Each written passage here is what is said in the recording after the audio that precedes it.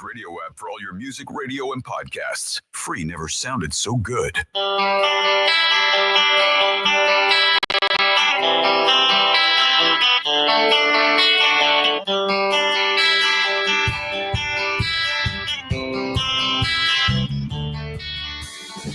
Navigating today's real estate market can be tricky. Want to buy or sell a house, finance or insure a house, or stuck with a house and don't know what to do? Florida Talk Real Estate has been your local one-stop real estate shop since 2012. Get the advice you need from your local real estate pros. Here are your hosts, Jim DePola and Johnny C. live on Real Radio. Yeah, good Saturday morning to you. Welcome to another edition of Florida Talk Real Estate. We got you for the next 2 hours, hopefully, of infotainment.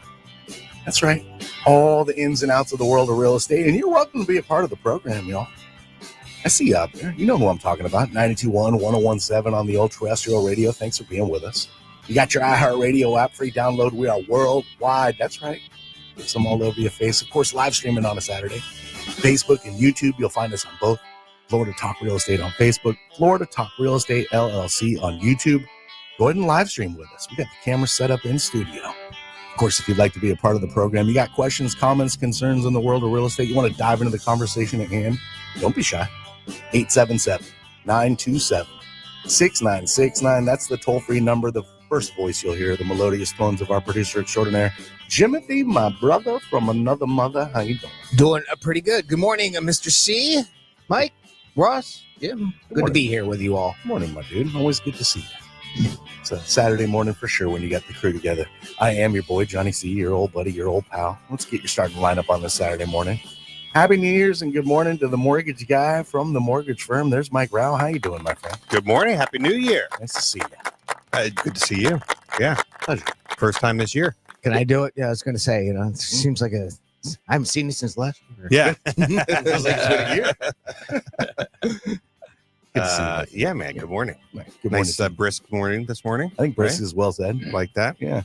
I was expecting a 4 in the first number when I got up this morning. I was a little disappointed it wasn't 50 something. Yeah, it was. It was 50 something. Yeah. It's like, I didn't even look at that. Lame. Do you have like a thing on your wall or is it on your phone? What do you mean the thing? Like a thermometer? Oh, yeah. Thermometer. Yeah. I was going to say barometer for some reason, but it was like, no, thermometer. The pressure's there for sure. We got several. Yeah, you can go with the. I compare. You also have multiple thermometers throughout. Yeah, very concerned about the temperature, don't you? And we have a weather center too, by the way. Okay. You have like on your nose, you have all of that. Oh yeah, I can tell you when the pressure's there. Yeah. My sinuses will like, tell you. yeah, it's going to be a big one, guys. Here it goes. No doubt about that. Ross Komarinetz is with us as well. Always good to see you, and Happy New Year, my friend. He's with Brightway Insurance, Juno Beach. Ross, how you doing? I'm doing well. Happy New Year. Good to see everybody. Always a pleasure. It's a bit of a special day today. It's always nice to say good morning and introduce our fearless leader, but I'm gonna let the cat out of the bag of the special of today. Oh, of course. What? Oh, I'm sorry. What? I thought you said we do my this name 13 already. years and you forget. I haven't even said your name yet. That's because I have to do it because it's part of the routine, right? I'm sorry, Johnny. I thought you said my name. It's a shtick. Step. Oh, it's a shtick now. Yeah, it's a shtick. Okay. Yeah. You can't do it this long if it's not a shtick. Well, you can. If you don't know how to do it right. About 13 years now, I've told you he runs a top producing Keller Williams team. Florida Home Pros at Keller Williams Innovations. You'll find my guy, Jim DePola. Jimmy D, how you be? Hey, I'm doing good, Johnny. Sorry for stepping on you for the millionth time in my career. Happy anniversary, happy anniversary, happy anniversary, happy anniversary. It's pretty amazing. I was trying to figure out how many shows we've done now in 13 years. So I'm figuring that we're probably doing 10% of the shows, 10% of the weeks, like 5 weeks a year, we're not doing the show, I'm guessing. Do you think that's too much or too little? It's probably too little, I would say. Do you think we're doing, we think we're canceling more than 10% of the shows? Well, 10% would be the football and then, 10% would be 5 shows in a year. Exactly. So have you run reruns more than 5 times, Jimothy? Maybe a couple more than that. But not really that much more, okay. right? But it's mostly because of the Gators. Yeah.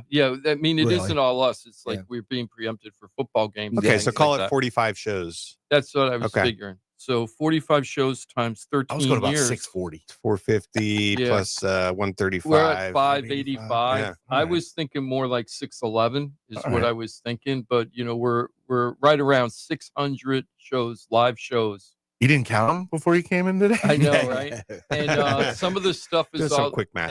and because we have so many different names for the shows over the years, and they're all in different places.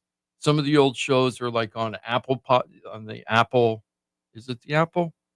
Apple Podcast, right? Yeah, Apple Podcast, and we have some stuff on Spotify, and we have some stuff on Spreaker, Spreaker. and then Spreaker, whatever that is, and then we have a ton of stuff, of course, on the iHeartMedia app. So Sure. if you want to check out, that's something that everybody should know. If you ever missed the show or you want to catch something again from the show, all you got to do is go to the iHeartMedia app. It's free. That's it. And turn it on while you're driving Podcasts. around, or if you're working. It's a podcast, and you can listen to it anytime. You don't have to just listen to it while you're bebopping in and out of the car on 92.1. You could do it on the iHeartMedia app all year long for as long as you want. Sure could. So I don't even think beep-bopping was a thing back in 2012 when the show started.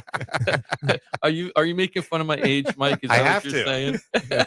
Yeah, so when it It's part of your started, shtick. it was Talk Real Estate with Rob and Jim. Yes. Yes. All right, So right? the show started in January 7th, 2012, and the show was called Talk Real Estate with Rob and Jim. And the funny part about that was I was a more experienced realtor than Rob. In fact, Rob had done 0 transactions by the time we started the show. He had barely gotten his license. Right. And I was a true veteran. I had done like 4 transactions. Oh yeah, season. So Rob was just like a total beginner compared to me. I'd done 4 already, right, as a Rookie. realtor. You had to But- drag him along, huh? But when we and I did have to convince Rob to start this because he was in a completely different career, didn't really want to do this for a living, but the market was horrible. Everybody was going bankrupt and losing everything because this is 2011, and as we were building up for the show, and it took me like 6 months to get Rob to agree to first join teams with me and become a realtor, and then second of all, moving from Cape Coral over to here so that we could do our real estate career here. He wanted me to move to Cape Coral and start it. We had nothing going, so it could have been either way. What was your history with him? Were you guys buddies or? Well, Rob and I met the first time Rob and I met. The way we became friends was I was going to dive school. I was going to scuba diving class with a bunch of friends, and he was in that, not in the friend group, but in the class group. And we were taking classes. I wasn't really hanging out with them much. There was like 20 people in the class. But then when we got on our boat to do the first 45-foot dive, first time you're going 45 feet underwater, Rob ended up being my partner and my scuba buddy. And we were getting our tanks ready as we're going out there and everything. And he was looking really, really, really nervous. Okay. White face, white knuckle. I almost heard good for a second. He was looking really, really, really good. I was like, Man, wow, you where's look this good. going? He All right, was- good in that scuba exactly, suit. right? He was looking really good in Speedo those on. shorts, right? And he looked really nervous. And I said to him, I go, "What's wrong?" And he goes, "I've never been in the ocean before."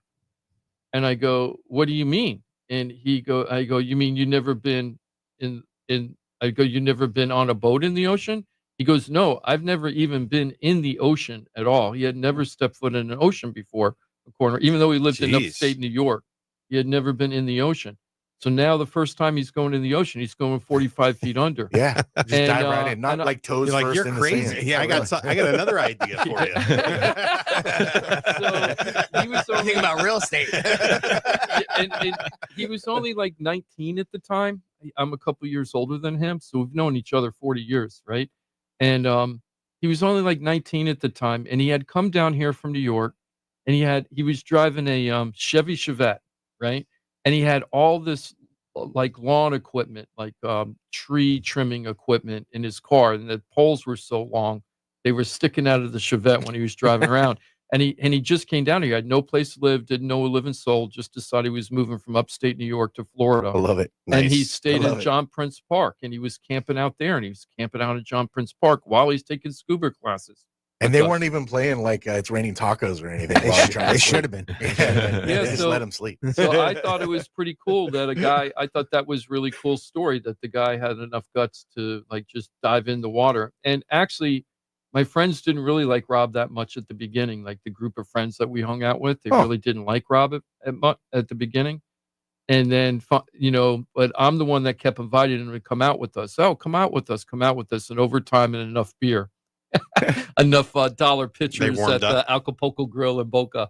Wow. Like we used to have the $5 pitcher, $1 pitcher, or whatever. Were these all like Floridians and were they anti-New Yorker? Was that the thing? Because Rob's such an awesome dude. Yeah. He's really likable. He was just kind of rough around the edges back then. He was kind of like a lumberjack, right? That's the way I talk about Rob. Is like Rob's like a lumberjack. He's not a real smooth guy, right? Now he's got a heart of gold. Yeah, okay, don't get me wrong. I mean, the guy's awesome, but he is more like a lumberjack, and he's very crude and rude, and he can be very blunt. Doesn't really think about like how things are going to affect. I'll never forget when we started the show and everything, and we're doing short sales, and I'm going out to do the short sales and getting the people to agree to work with us, right? And then coming back with the appointment. And Rob kept coming back with no appointment. No, he'd go on the appointment, but he wasn't getting any of the listings.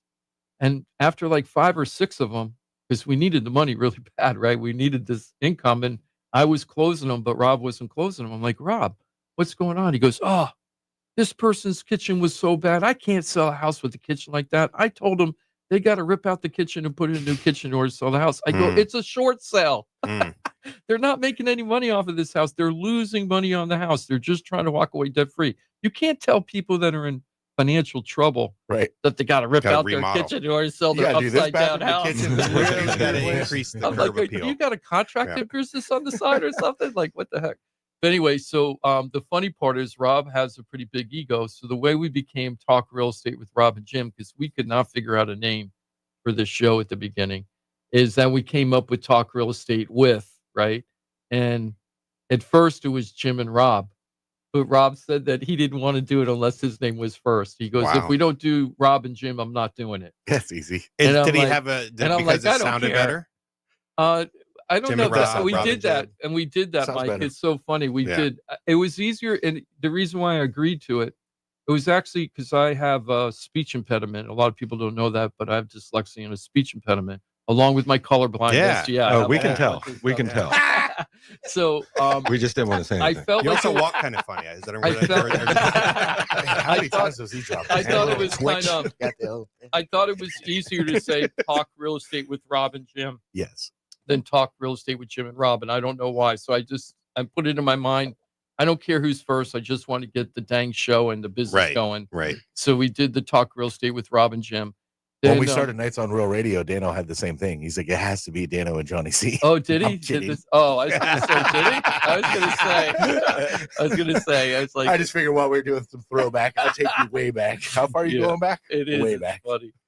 And then somewhere along the way, I guess it was year 2 or something, we decided to change the name of the show to Florida Talk Real Estate, right? Which I felt was better. I still wish that I came up with a better name to this day. People still don't know the name of the show. It's really amazing. When I sit down with people in my office that know I have the radio show and the podcast, they call it everybody calls it the same thing, and it drives me crazy. Florida Talk Radio. Huh. That's what everybody calls it, Florida Talk Radio. And I'm like, you're missing the whole real estate component. That's the whole point of the show. It isn't like we're just on doing the Joe Rogan podcast to whoever we want to talk to, right? We're trying to focus it on helping people navigate this tricky market that we're in. Sure. So anyway, that's how we started the show, was Talk Real Estate with Rob and Jim. I've told this one story a million times about how the station wanted us to stage the phone calls when we first started, and how Johnny didn't want to be on the show the first day we met him in that big conference room up in Port St. Lucie. Well, it's not that I didn't want to be you were on pretty Johnny. Yeah, but I was a little nervous. You wanted his name all first. the reasons why. You're like, hey, we're brand new to this, and we're gonna do this. And we don't know. We don't have any track record at all.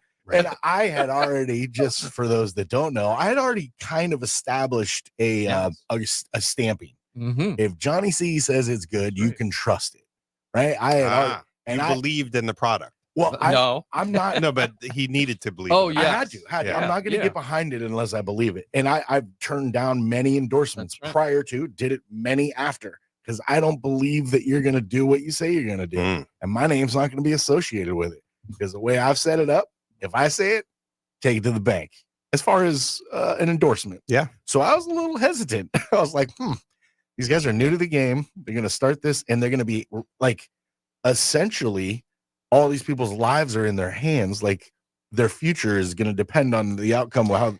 And you could at the time, you could think like, oh, they just want to take advantage of desperate people type of thing, right, Johnny? Because you were, Yes. Jimmy, you were looking for people who were in distress, Yes. right? Who were looking for short sales or bankruptcy, there was a lot out there of people taking advantage Tons of those of fraud. situations. A lot of for sure. predatory Yeah. aspect. Fraud, A yeah. lot of A predators lot. out there. A lot. And I didn't want to be associated with it, but it did not take me long to buy in. And what it took was getting to know the team, the guys, mostly Jim and Rob. I mean, ultimately, Yeah. you know, the head is how it's all going to kind of go. The leader is the most important. So once I got to know them a little bit, I was all in.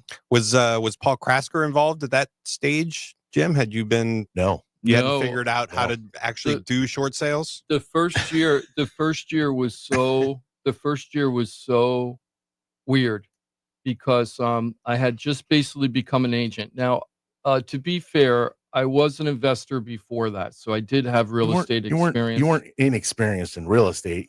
I wasn't a realtor. We weren't a realtor. I right? wasn't a realtor, like working for clients. I was working for myself as an investor, finding properties, fixing them up, and selling them. And along the way of doing that, I was doing a lot of, well, not a lot, but we did more than a handful of short sales ourselves before we had short sale innovations in the law office, Wally Krasker come in. We were doing them by ourselves, and we were actually negotiating. We were the ones picking up the phone, calling the lenders, getting the authorization to release information from the owner so that we had the right to talk to the bank. And it was hell because back then they had no systems for it. This is at the beginning of the crash. So the banks weren't really, they probably realized what was going to happen because they knew the internal numbers, but nobody else did. Nobody really knew. Their short sale departments at the time were either non-existent or just like it was somebody who dealt with them 20 years ago, right? There was this one company that was out there forever. They changed their name now. I'm not going to say the new name, but the old name was called Aquin. Yeah. And Aquin was one of the biggest servicers for banks. Distressed loans. For distressed loans. So how it worked is the banks would hire, and this happens even in today's market, banks after they secure the loan, a lot of the lenders will hire a servicer or a third party to actually service the loan. So what does that mean?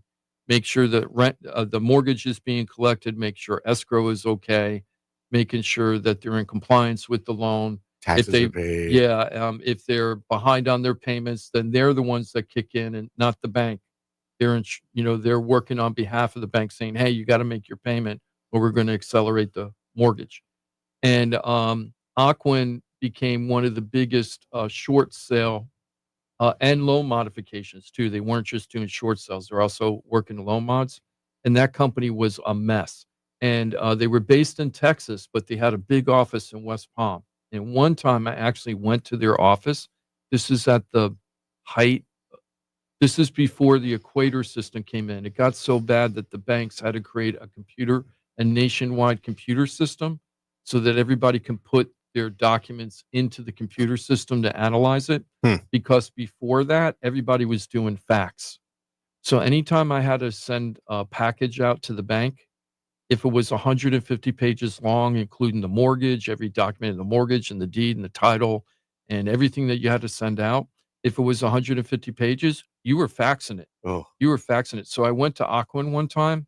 Somebody got me in. I think it was a security guard just to get me in, just to see what it looked like in there. One of the fax, they had multiple fax rooms machine, but there was this one room where they had multiple faxes there. And it was in a glass cubicle, right about the size of the studio room right here, and had like 3 or 4 fax machines. You could not open the door. The door opened in, it swung in. You could not open that door to get into that building So because the paperwork was so high on the floor. It was more, you could take a tape measure and measure how high the paperwork was laying on the floor. Like was it it just built- spitting out was it just And it's spooling just out of the spewing out. So if you turned in 150 pages, there might be 1,000, 1,500 pages laying there easy. And somebody had to go in there and collate everything. So all of a sudden, the lenders would say, we never got your paperwork. Right. We never got your paperwork. We never got your paperwork. Right. Which was totally not true. They just didn't process it right. Then they came up with the equator system because a lot of people were suing or starting to sue the bank saying, you're not handling us right. We're doing everything we're supposed to do, and you're falling down on your end. Yeah. So that's kind of how we started. So the first year it was all about short sales and loan modifications and helping people. Mhm. And that's how we built our reputation was we're here to help you, not to do what we want to do to make money. We're here to figure out what's the best plan for you. I know there's a lot of people today listening that we have helped over the years. If you feel like picking up the phone and giving us a call just to talk about your experience, we've helped literally thousands and thousands of people from the show for 13 years. All you got to do is call 877-927-6969. We'd love to hear from you and just hear your story about working with us because it's really important too, because a lot of people listen to the show, especially since we've been to 92.1 as opposed to 94.3. Our signal isn't as big. We're not out there to as many people as we were.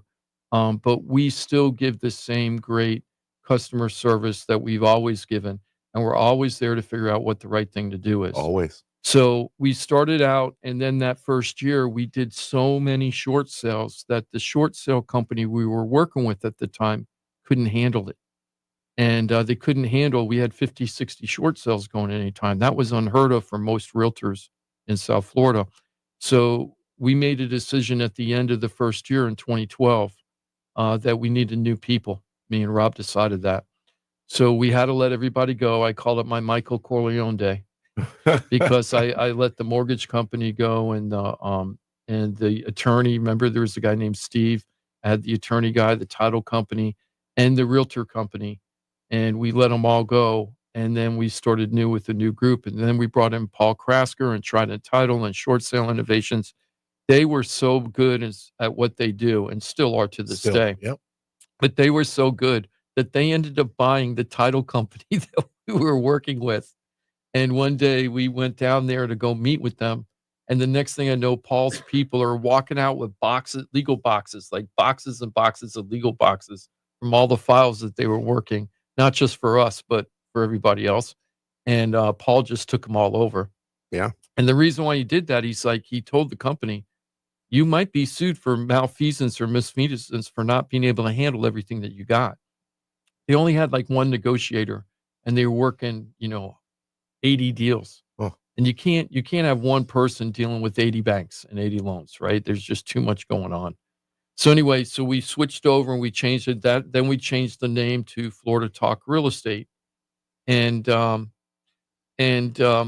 we always have tried to keep the Florida Talk Real Estate brand separate from my realty company, which is the Florida Home Pros with Keller Williams.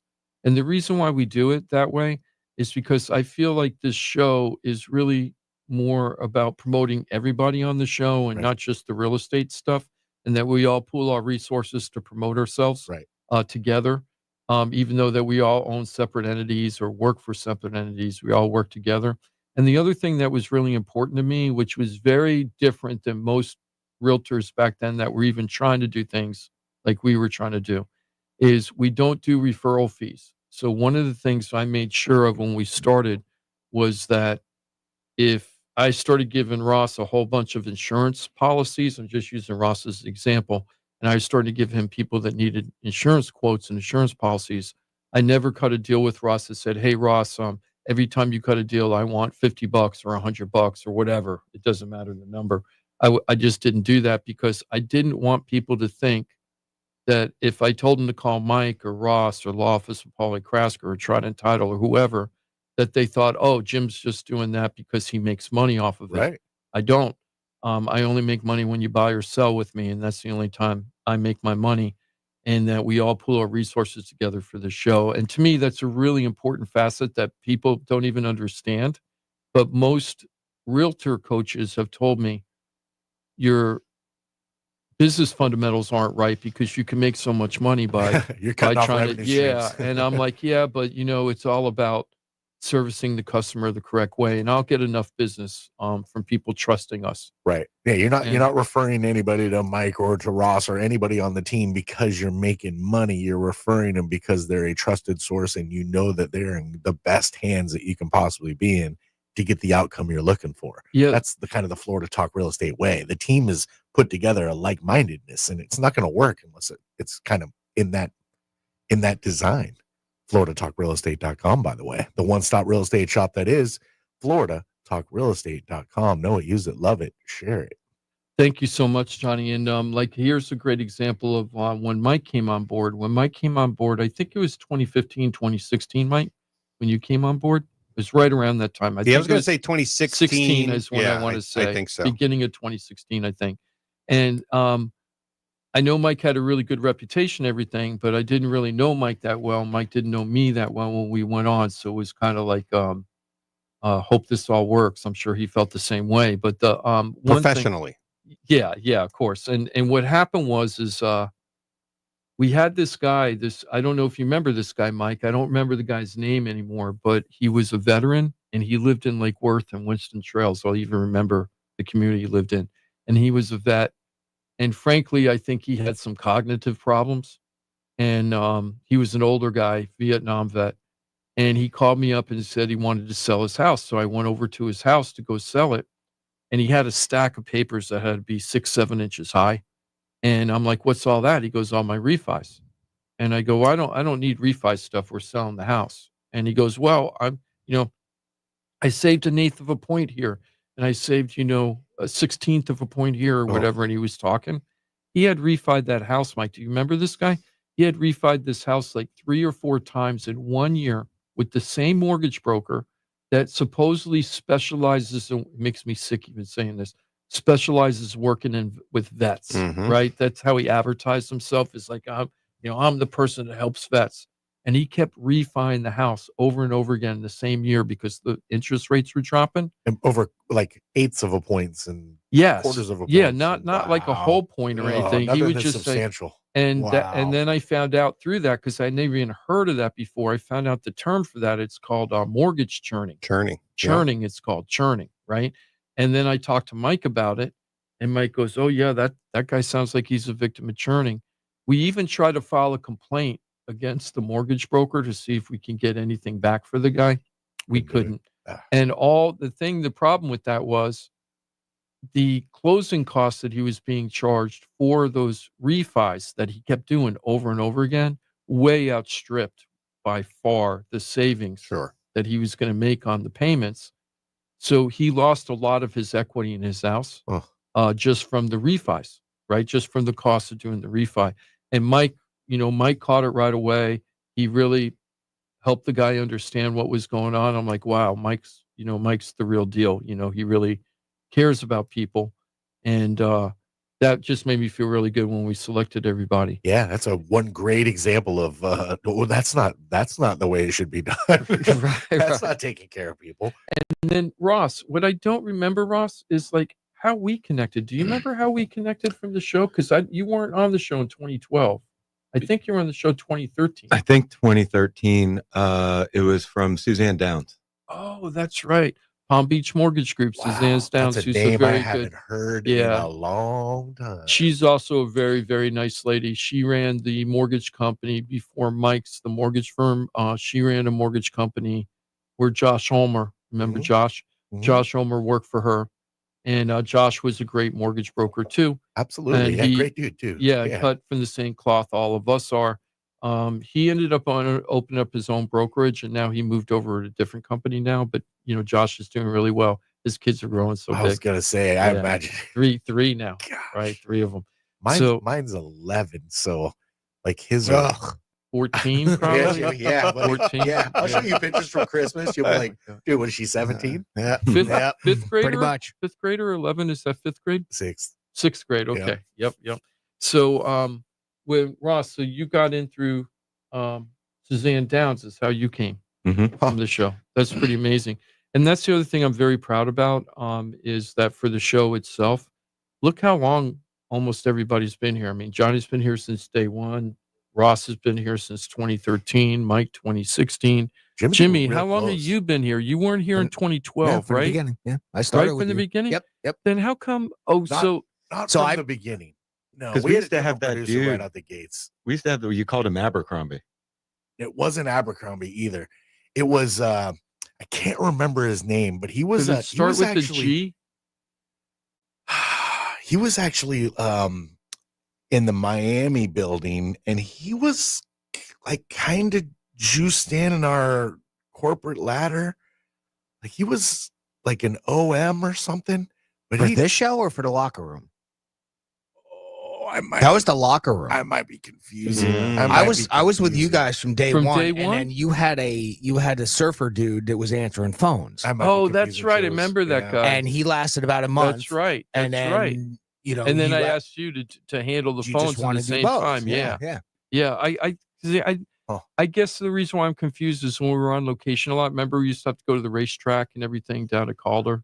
Is it Calder racetrack? Then that's Abercrombie. Abercrombie was at all our. on the Yeah. remotes. Because we were doing That's that a right. lot. We were doing a lot of Yeah, remotes. we were. We were So going down there a lot. Abercrombie was he was the tech who'd go Promo set tech, us up yeah. and Yeah. make sure we were run well on site. I used to not like going to that racetrack either because I used to think, oh, I'll go down and play some poker when I'm there. The poker room sucked there. I You did don't like not. Gulfstream's I poker did room? not No. like the poker room there. No, I was it's stuck like- I never 20 went bucks in. in the slots. Yeah, When we were down there, I was like, I'll just go stick 20 in the slots. yeah, Why not? exactly. And as you say it, Jimothy, you're absolutely right, because I was not on the locker room when it started, but that's exactly how that started. And then it ended up being Denny James in Yep. there. Yeah, And then you I went can't in. think of the name of the guy, but I know who you mean because he came from Miami. Yep. He worked his way up, and Yep. he was doing it was a long travel, and then Denny took it over, and then Denny had A a heart attack Yeah. actually, Yeah. so he had to stop and slow down his workload, Yep. and that's when I started, and Monks was still hosting at Sure the time. was. Yeah. Of course, there's a little brief history of the locker room as well. Yeah, a little Yeah. catch up there. And then I joined you guys and then the rocket launched. Yep. Yeah. People actually started listening. And I can't believe now we're and I don't say this because I always felt bad about the fishing guys because I heard there was a lot of health issues and Yeah. that's why the show Oh yeah. collapsed. But now we're the longest running non-iHeart radio produced, if you will, show, on 90. I almost said 94.3 on Real Radio. So we've had a lot of legs, and the reason why the legs have been so long on this is because of the audience, and keeping in touch with this over the years. Knowing I just got a call this week. Let's go over a couple shout outs real quick. Rich calls me up yesterday. Hi, I'm very interested. You know this guy specifically, Johnny. He goes, hi, I need to sell my house. I need you to come over and sell my house. It sounds like it's going to be a grand slam. In the acreage, a detached building, pool, larger home, and then a pole barn on top of it. So there's a lot of check marks over there. And he used to run a company out of the business, out of his House? property. Yeah, out of his property. So I'm expecting that to be a very popular property right now. But I said to him the way he said it, so matter of fact, I need you to come over and sell my house. I was like, could you tell me your last name? So I looked it up in my system because we've got almost 8,500 people that have called us over the years from the show. Most of it is from the show, 8,500 people in our database. And I looked him up, but I didn't see him in there. So I said, I'm assuming you know me from the show, the way that you're talking. And he goes, well, I listen to the show once in a while, but really I'm very close with Johnny C. And I'll tell you off the air the guy's last name. But thank you, Rich, for asking me to come over. I'm going to meet with him next week and go over everything. He's thinking about selling. He's retiring now. He owned a business for quite a while. It's time for him to retire. He's thinking about New Smyrna or Ormond. And we're going to be able to help him with that. We're going to find agents up there. I'm going to have him talk to Mike too, but we're going to have agents up there helping them find properties in those areas. We did the same thing for Katie and John last year. Was it the year before last? I can't remember. Maybe it was 2023. They went up to northern Florida. Lake City. Remember, they went Okay, to Lake yeah, City, yeah. and they bought a 20-acre ranch. I think you were the lender for that, Mike, if I'm not mistaken. I don't know. I don't think they needed. Oh, did they with do the that one proceeds, cash? they were able to. They had proceeds We from the sold sale. 3 houses. We sold 3 houses. But John and Katie, I just talked to them this week, last week, just before the holidays or during the holidays, and he's such a workaholic. That guy John, he owned a pool company down here forever. He's up there. The last thing I heard from him was that he was going to buy a bunch of goats, and he was going to use the goats to clear land up sure, there sure. because that's a business up there. And I haven't talked to him in over a year. I got him this week, and I said, "Hey, how's the goat stuff going?" He goes, "I never got there yet. I'm still working on the 20-acre ranch and fencing it and doing all this stuff." And he goes, "But now I think I'm into pine needles." I go, "Pine needles?" And he goes, "Yeah." He goes, "Did you know you can sell that for bedding for like farm animals?" I'm like, "No." So now he's coming up with a business where he's Pine going to straw. suck up the pine needles because he has a ton of pine trees on his property. Uh-huh. So he's going to suck up the pine needles. I think he filters them somehow, and then he's going to sell it like bales of hay for bedding for farm animals and stuff. And apparently that's No idea. a decent business I up didn't know there. that was a thing. I get pine needles in my yard. Yeah, I got there a you bunch go. of 'em. Yeah, We there go, you we go on nature hikes all the time. I'm surrounded by pine needles constantly. Yeah. I should just collect them. I I guess. Get 'em know, in I your guess pool. so. So bring in a I don't know. backpack. Yeah, But- yes, Ross. Occasionally from the park that I Okay. live by. They'll Yeah. blow over. Yeah, and I throw them back over my fence. I'm Yeah. like, these are yours. No, I But now have I I keep have a them. bunch of pine trees Keep in my 'em. yard, so I we know, get quite a that's bit of right. pine. You're just needles. leaving I don't money think on the it's table, enough. Johnny. I am. I am. I could make my own animal Makes me bedding. sick. I don't know if I Yeah, have, you have have enough to like sell it. sell it, Yeah. right? He's Yeah. got 20 acres. So I Yeah. think he'll have enough. Yeah. Then all you got to do is get an animal for it to bed on. Also that. Oh, Yeah. you have animals, right? Uh, You still have dogs at your house. we right? have a dog right Oh, now. a dog, one dog right now. And then Tony has I've lost track, but he has fish. Like, so I don't know Oh, how, I wow. don't know how many, but he he's puts got them in a tank. He has he's a got fish quite tank the in there? setup in Salt the or room now. fresh. It's all fresh, Ah. but he's probably got 5 aquariums and Nice. I love that. yeah. I wish He's I had that. he's really into it. I've killed many fish with my aquariums. When I He's was got a like kid. live plants growing in him. Like he's got That's a whole good. ecosystem like, really going on. cool. Yeah. We did Yeah. the glow of the tanks is the only thing lighting up the room, and Yeah. you just hear everything bubbling. It's just I You don't could know. see it like It's his good. windows visible kind of when you pull up to the house, and it looks kind of neat too because he's Yeah. got lights. Oh, and you the can lights see in the there. Yeah. That's cool. pretty cool. So, I was gonna say, Jim, the people that are like considering that scenario, like Mm-hmm. even if you are gonna have proceeds, it's at least worth a conversation to talk about options. Like we're gonna have a lot, I think, people who are relocating, maybe they're retiring, they're downsizing or moving to different locations. Some people, I can work in several different states that I think are target areas for people who are maybe moving out of Florida.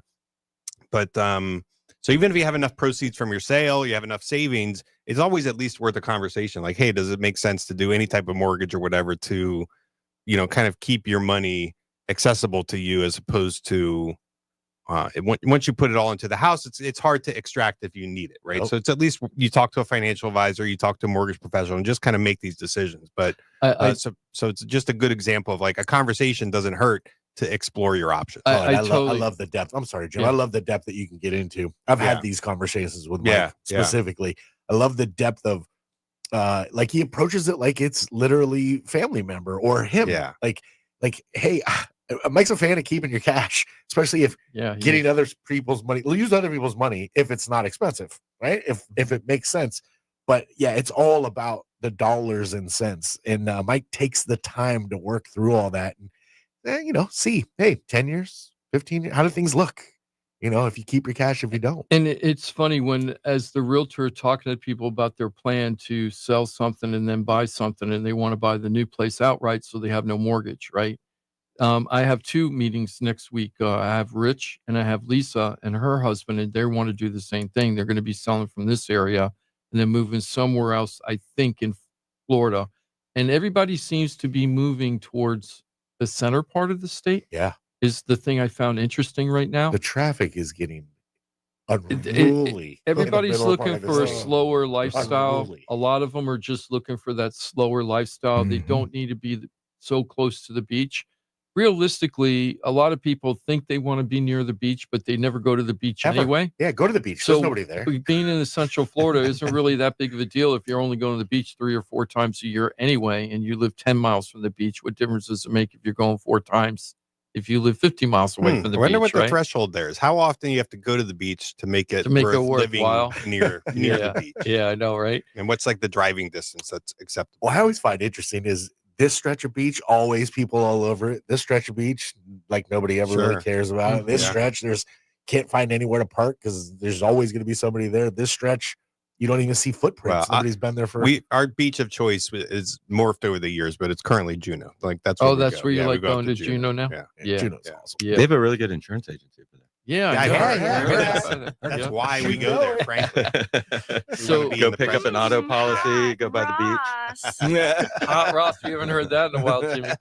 So the thing is, though, is that a lot of the people getting back to what Mike was saying, looking at all your options, a lot of people have it like dinosaur brain. I am not going to get another mortgage. I don't want a mortgage. I don't want a mortgage. So when I bring it up, I always say, I think you should talk to Mike anyway. Yeah, talk to him. Right? Just talk to him. He's not going to be high pressure, but I think you should know all your options. And you'd be surprised at how many people were like, I don't want to do that. Nothing against Mike. They just don't want to even think about a mortgage. Yeah. I'm like, you got to have that as a backup plan, right? This is a weird market. We're going to get into that in a little bit.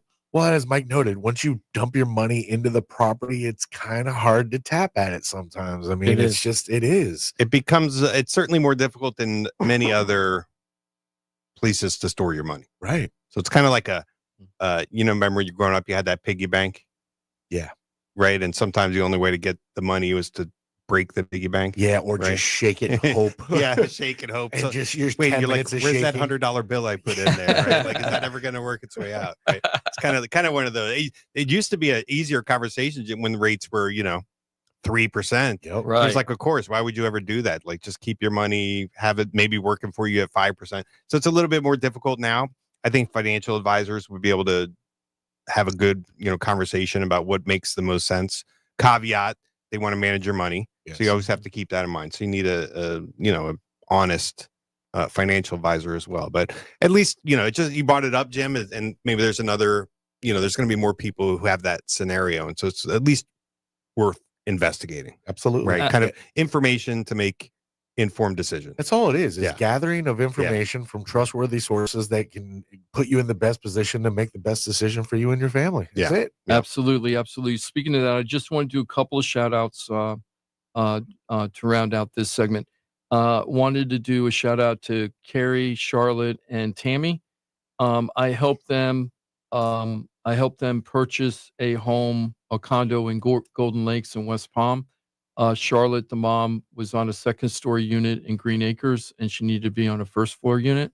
So the plan was to sell their unit and then buy a new unit. The unit that they were trying to sell, the average days on market over there is over 150 days on market for the units over there. This unit wasn't in perfect condition. It wasn't like really upgraded at all. It was pretty much original. So we knew that it was going to take a long time to sell. So I did something that I don't always do because every case is different, like a snowflake. I said to the family, is there any chance that you could buy the new unit without selling the old unit first? And they said yes. So I said, I think we should go that way this time because I think it's going to make things easier because it's going to be very hard to spruce up the unit while the mom is living there because the mom's elderly, right? So they agreed to take the advice on that, and they had the financial wherewithal to do it. And then we found the place in Golden Lakes, and all that worked out great. And then, and that's another example where we brought him over to Mike in case a mortgage was needed. Mike gave him all this great information. They loved you, Mike, so I'm sure they'll refer you out in the future. Excellent. Yeah. But they decided that they were going to do that one cash, right? So I helped them buy the cash unit, moved them in. Then we had a cleaning company, a painting company, and a carpeting company come in and just spruce the place up just a little bit. And I put it on the market, and they wanted to put it on a price. I'm not going to go into numbers, but they wanted to put it in a price where all the other units that have been on the market 150 days or longer Put it in That's that same range. in that same price range. And I'm like, are you willing to wait 6 months to get the house sold? And you're not going to get the price that you have it listed at. If you put it at that price, you're just going to be with all the flotsam jetsam that are out there right now. Yep. And they said, well, what do you think I need to do it at? So I gave them a price. They thought about it. And then by the time everything was fixed up in the house, he said, okay, let's go for that price. So what was the result? 8 days, boom, under contract. Nice. 8 days under contract. Crazy. Boom, which is exactly what they wanted and what they needed. Were you Just limited needed- on the offers you could accept? Were you cash only? Were you financeable? It's a condo, right? Yeah, it is a condo. This one is going to be cash, so Okay. it didn't really matter. Yeah. And to be honest with you, we only had one showing on the property. Yeah. The house is still considered active because we just went under contract yesterday, but we really went under contract on Monday. It just took us a while for the paperwork. But So it was priced low enough to get attention, and then it looked good enough to get somebody to be like, oh, yeah, that's a great deal. we So- got really lucky because the person that's buying it is going through a divorce and they need to buy something fast. And we were the lowest price unit in the community, but we also weren't the most fixed up by any means. I mean, Yeah. we had new paint But good and new bones. carpeting. But the kitchen was 1970s and the bathroom was 1970s, but it was affordable. And that's what I was trying to do because I knew that's who was going to buy the unit fast. Somebody needed affordable living. So everybody's very happy right now. And so thank you so much for trusting me to help your mom sell her house and buy her house. Yeah. Was it priced? Did you end up pricing it at your recommended number, or was it a Yeah. little bit above that? Just, No, we just went- in case. We went to the recommended number and we got the offer right away, which Yeah. is exactly what we needed. And that brings me to the next person, Roberto and Yanelli. Congratulations on them. We put their house on the market. How many days? They were only on the market 8 days too. They were on the market 8 days. Now, this is what the scary part is. If you ever drive off of the turnpike, I know Johnny's done this a million times. You get off the turnpike at exit 142, which is the Port St. Lucie Boulevard exit, and you get off and you curve around on the exit ramp, and then you could either get to Port St. Lucie Boulevard and Bayshore, or you can make a right before you get there. And there's a whole community to the southwest over there. I forget the name of the road over there. And as you're driving to Roberto and Yanelli's property, there were 4 other houses that looked just like theirs that were for sale. Oh, Big and- for sale signs in the Oh yard. my God. And they were all Keller Williams, right? Mm. And all different Keller Williams offices, right? They weren't all the Port St. Lucie office. And I'm like, great. Now we're going to have number 5, right? We're going to have number 5 there. So I met with Roberto and Yanelli, and we helped them buy their home in 2018, right? So now we're helping them sell it because he got a promotion at the company he works for and needs to move to Orlando. uh-huh. And he's a really big family man. And Roberto went up there for 2 weeks while we were waiting to get the house staged to sell it. And he was up there for 2 weeks, and we didn't have the house on the market yet. And he called me up kind of upset, and he said, Jim, I really miss my family. When are you going to sell my house? Yeah, sell and I'm this like, it isn't even on the market yet, Roberto. You got to give me time. So what we did was, here's the thing. And then when I pulled up to the house, those 4 houses I said that are selling on the same road, one of them was directly to the right of us. So like our sign was 30 feet or 40 feet from the other sign, right? That's never a good thing when you have 2 people competing. And the other house was about as big as ours, but it didn't have a pool. And then the house right across the street from us, that was for sale. And I- Advantage pool all day, by the way. And I looked at All day. yeah, but me too. But I looked at it, and here's the interesting. Oh, you know who Rich is? Fence guy. Oh, all The right. fence guy. I Nice. forgot. That's how he knows you. I Yeah. forgot. It just popped into my head about fences because we were joking about the guy. I was jumping in like, your oh, car. I wonder who the rich is. Yeah, it was the fence guy. So I started looking at those other properties before we priced ours, right? And 107 days on market, 120 days on market, 90 days on market. And Roberto's complaining that his house isn't sold yet, isn't even on the market. And I'm like, this is total pressure. You do have a reputation, Jim. Yeah, Right. yeah, right. So It's taking so long. I know what's taking so long. It isn't even on the market yet. So anyway, I sat down with him and we went over the range of where we could be. And there was a range, and the range was like 30 grand, right? Pretty good range. But depending if you put it at the upper end of that range, you might be on the market 107 days, right? Like all those other people, because now you're right in their prices, right? So we went on the lower end of the range because he was very satisfied what he was going to. We do a thing called a seller net sheet.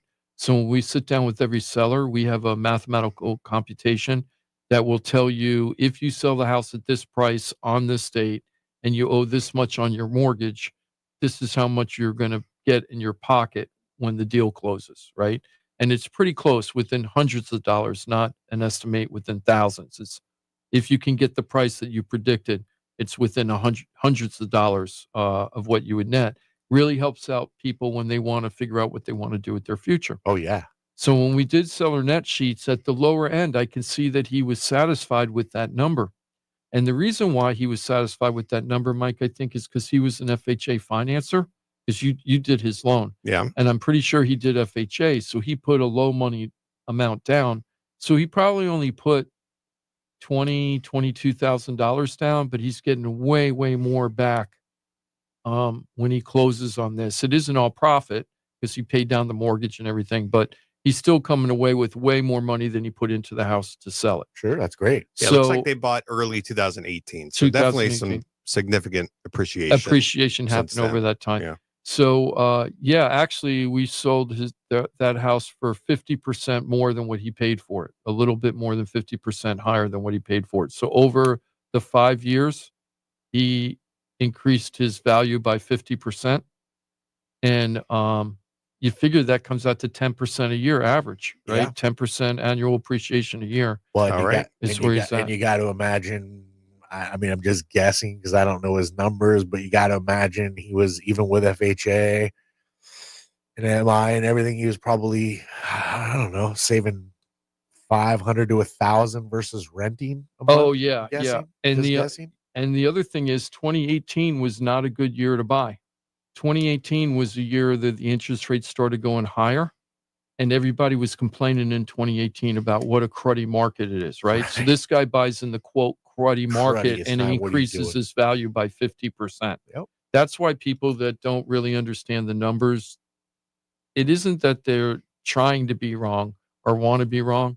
They just don't understand enough sometimes to understand really what the long-term implications are. Well, it's not an investment property though. This was his primary Yeah, residence. and That's they the other loved aspect. it too. They did not want to sell it. They really loved that house. They love that home. But it's a good move for them, and they're going to be happy. So congratulations, 8 days for them, 8 days for Charlotte, and then also Did you get all your ask? Did you get over ask? with that one we got ask price. Good. And the reason why we took that, we had 17 showings since Christmas Eve. Now that's a tremendous amount of showings in today's market. I wonder if you had the advantage. You know how those like the auto malls, like so all the competitors, but they build right next to each other. Oh, right. So you had like 5 different homes. It's like an auto mall. Well, it's like a real estate mall. If our house didn't sell, I was going to organize a group open house. I was going to call all the agents and say, let's pick a Saturday and let's everybody do the open house. Let's have a block party. We're all so close Get a to each food other. truck out 3 of there. the 5 houses were literally next door to each other. Ah, Right. So we could have just it would have been so easy. But now I don't need to do it. I'm sure all those agents are going to be really mad. And also we're selling at a lower price than a lot of those other houses are on the market for, but they've been on the market 107, 150 days. That isn't the price. That's just. did you isn't the have price enough to get a move. time to even put up your sign? Yeah. We put up the sign early because remember I had to wait 2 weeks for him to get it staged. Yeah. I And was wondering, like those other people who haven't sold yet, if they're going to be like, wait a second. well, one thing What? did Yeah. happen. Who's this Jim guy? Well, the lady across the street, she was out dealing with her garbage cans or something, and I had there were so many showings that day on the property that I had to park across the street in an empty lot, Mm. right? Because I couldn't park in the driveway. It's just too much stuff going on, and she kind of looked at me strange, and then. And I waved her. I said, "Hi, how are you doing?" But she didn't want to talk to me. She looked down and looked away, but I could tell she's looking strange. And she stayed out there for a little bit. And then when I came back, because there was a lot of people coming into the house that day, when I was getting back into my car, and she goes, "Who are you?"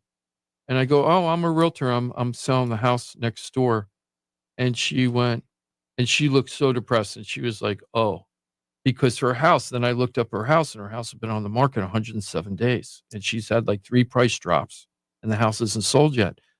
Those agents must be getting junk from the other 2 agents. They have to be getting junk from their customers. How did that house sell? And I know what they're going to Rightfully say. so. Yeah, It he was frustrating. lowballed the They're going to neighborhood. say that They're I gonna be mad at lowballed the you. neighborhood, but I didn't, because I did it based on the bracketing of the comps and the needs of what the seller wanted. The seller, not just price. He didn't just want price. He wanted speed, right? He wanted speed and price. So you can't have both usually, right? Unless you're in a super strong market, like Sure. a super seller's market, COVID, you could do that, speed and price, right? During the boom of '03 through '05, you could do speed and price, right? But now you can't do speed and price. And we're going to get into that in a little bit in the show. We're going to talk about where we are and where we're going to go. And but I'm really happy that Roberto and Yanelli are happy. They're very happy with the price, very happy everything went super fast. You can't believe it. We're probably closing 30 days earlier than he was expecting in his head. Now his big problem is, where's all my family going to move to? And I'm like, that's the problem I want to have. Let's Right. go find It's the new interesting. place. So Think very, if very cool. if you're doing like your listing, one of the things you could talk about when selling a home is, listen, if we can put it this price, but it's going to sit, that's okay. But you run the risk of one of your neighbors coming in and pricing it more reasonably, and that's going to sell. And then you're going to end up having to sell around that price anyway. That's right? happened in a couple of the houses I have in other parts of the area, because I cover 6 counties from Indian River down to Dade. Hint, hint, everybody, if you're listening, you have stuff from Indian River to Dade, give me a call. But FloridaTalkRealEstate.com. Yeah, FloridaTalkRealEstate.com. thank you. But we're gonna some of the other ones, people are undercutting our prices, and that has been a problem. I call it chasing the down market, and there are places where we are chasing a down market right now. It isn't all up, up, up. The last couple of things, wanted to give a shout out to Jerry and Troy and Caroline. They've been trying to sell a house for over 6 months, a condo that they had fixed up. It's got a dock that you can put a 25-foot boat in. Nice. It's a condo. Beautiful. It's only $559. It is completely fixed up, a 2-2, about 1,200 square feet to 1,400 square feet. I can't remember the exact number in my head right now, but it's a 2-2 with gorgeous intercoastal views and a 25-foot boat dock as part of the $559,000 purchase. And the unit is brand new, everything. Every square inch of that house has been touched in some way. And it looks gorgeous, and it's like modernized, and they broke out walls to open it up. It just looks great. At $559, plus you get to park your boat there.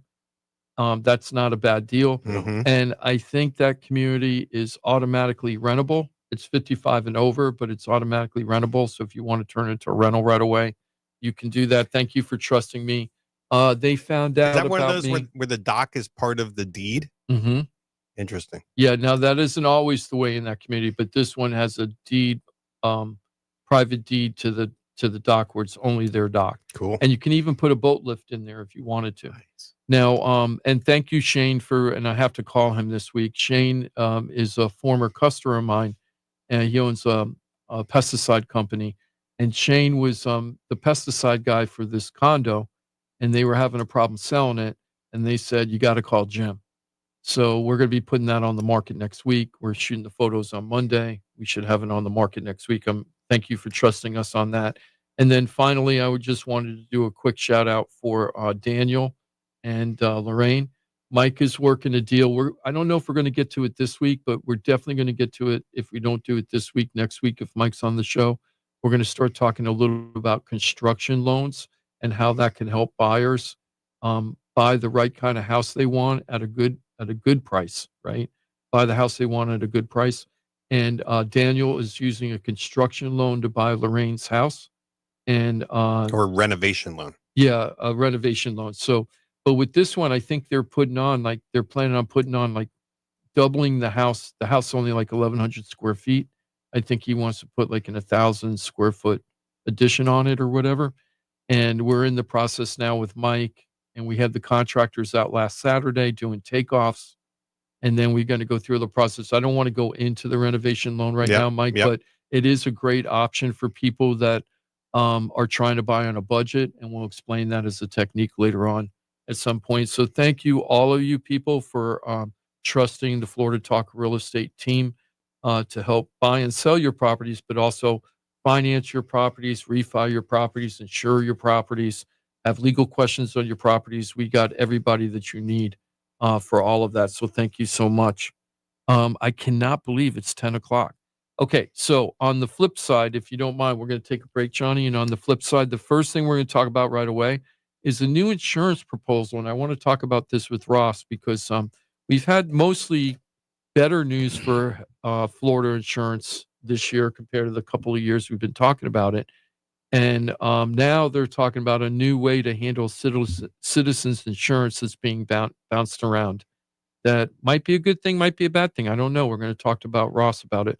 But this might change the face of the way Citizens works if this regulation passes. All right, that and so much more. Another hour remaining on this Saturday. 2 hours of infotainment is what we offer up. Lots of the information is very valuable. And of course, if you're not able to listen all the time, remember, Jim mentioned earlier, we got the podcast set up on the iHeartRadio app. If you're on Facebook and YouTube, you get all kinds of access to not only replays of the shows, they're on Facebook and YouTube, but chunk informational videos to consume. And always remember, Florida Talk Real Estate is .com, your one-stop real estate shop. You're buying a home, selling a home, you're stuck with a home, you don't know what to do. Anything that touches the world of real estate and you need a professional, a pro's pro, y'all. I got one for you. FloridaTalkRealEstate.com. Know it, use it, love it, share it. It's FloridaTalkRealEstate.com. We're back in 4 minutes. Always great to have you with us on a Saturday. It's January 4th today, correct? Is that right? Yes. Yeah, January okay. 4th. Happy New Year, and thank you for being with us. Florida Talk Real Estate right here on Real Radio. Got something to say? Text us at 47142. Start your message with Real Radio. Standard data and message rates apply, and don't text while driving. Real Radio weather. I'm CBS 12 meteorologist Charlotte Carl. We will see temperatures continue to climb, topping out in the upper 60s for some of us, and in the lower 70s for the rest of us.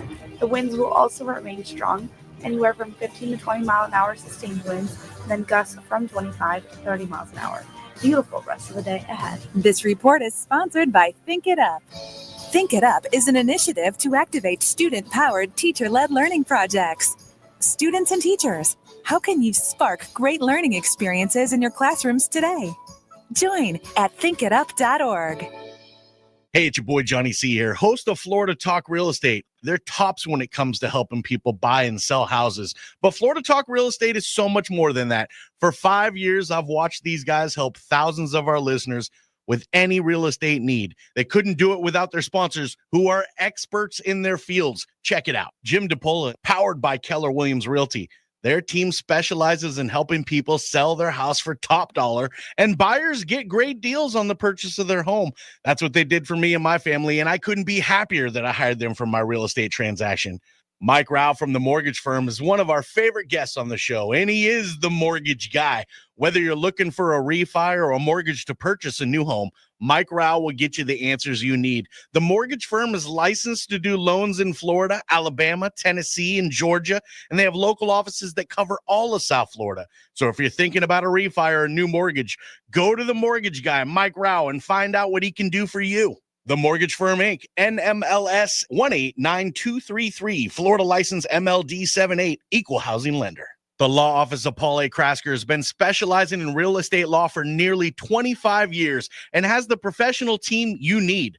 Upside down with your house, Paul's team can help you conduct short sales, loan modifications, even if you're behind on payments. They also help you with foreclosure defense and bankruptcy. They can even help you get a student loan modification and repair your credit to get the score you need. Paul's full-service team has helped thousands of our listeners, and they can help you too. Trident Title LLC is the largest privately owned title company in Florida. When you need a title company to complete a refi, home purchase, or sale, Trident Title has got you covered. Not only do they offer competitive pricing, Trident Title has attorneys on staff to make sure if you have bumps in the road declaring title that you can get the job done.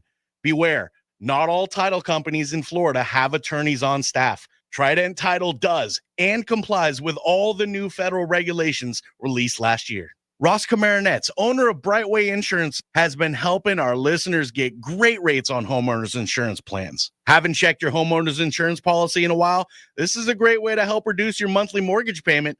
Ross can also help with renters and auto insurance. Ross is only a phone call away and can usually get the answers you need same day. Call Ross today at 561-425-6228 or drop by his office at 873 Donald Ross Road in Juno Beach. So now you know why I'm happy to be part of the Florida Talk Real Estate Show, the longest running real estate show in Florida. And all these sponsors are just a phone call or a click away. Just call 888-973-7828. That's 888-973-7828. Or go to floridatalkrealestate.com. That's floridatalkrealestate.com. And don't forget to use the most accurate search engine to find your new home or ask for a free home valuation because floridatalkrealestate.com has you covered. That's floridatalkrealestate.com.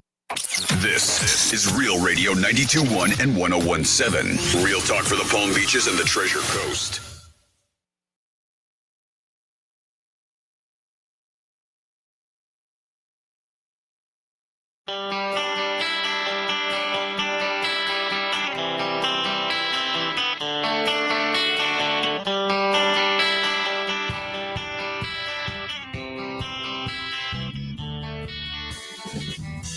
This is Florida Talk Real Estate with Jim DePola and Johnny C. Got a question for the show? Call us live at 1-877-927-6969. Yeah, that's absolutely the toll-free number. If you'd like to be a part of the program, you want to dive into the conversation, and if you have a question, comment, concern on the world of real estate, dial it up.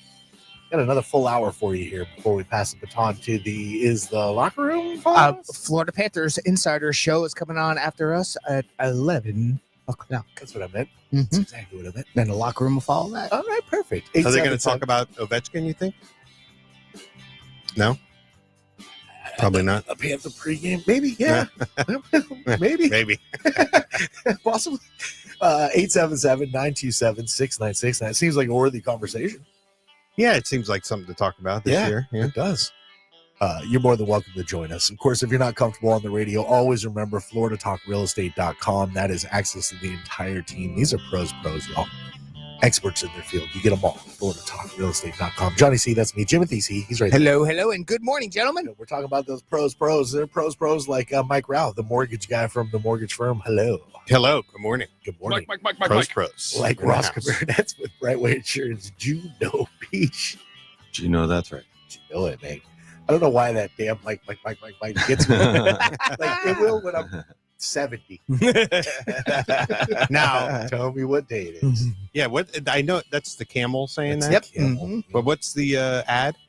It's a Geico commercial. Oh, okay. Am I wrong? That's absolutely correct. Yeah. Yep. Mhm. Okay. Camel walks in. Guess what day it is? Yeah, that's right. Guess what Hump day it is? That's right. It's Hump day. Nice. Whoop, whoop. Stupid. But to this day. Guess what day it is? Huh? Mike.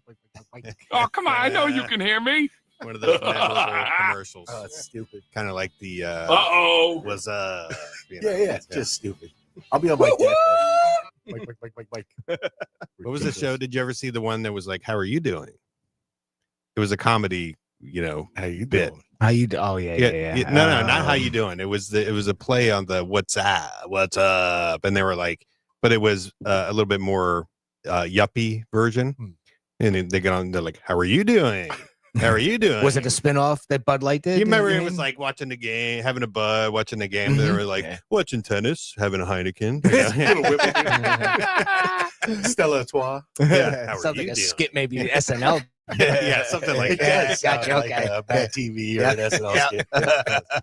Of course, we have been celebrating 13 years of Florida Talk Real Estate today, and I've told you he's our fearless leader for that whole time now.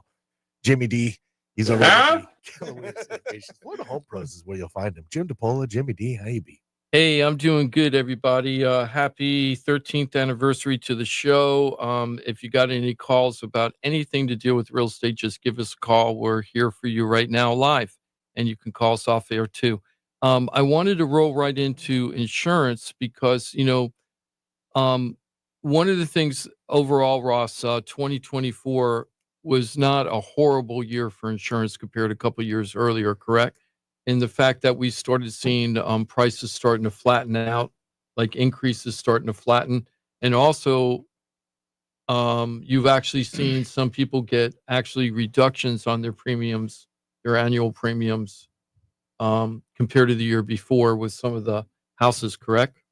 Yeah, I mean, Correct. we saw more of it kind of towards the end of 2000, towards the end of the year, the flattening out. But we've seen companies loosen their underwriting restrictions a little bit, start to accept some more things as well. So it's gotten a little bit better. Well, they're talking about a new House bill that they're hoping to pass that would transform Citizens Insurance. So Citizens Insurance is a state-backed, not-for-profit insurance company that is supposed to act as a safety net when you can't get insurance in the open market with private insurers.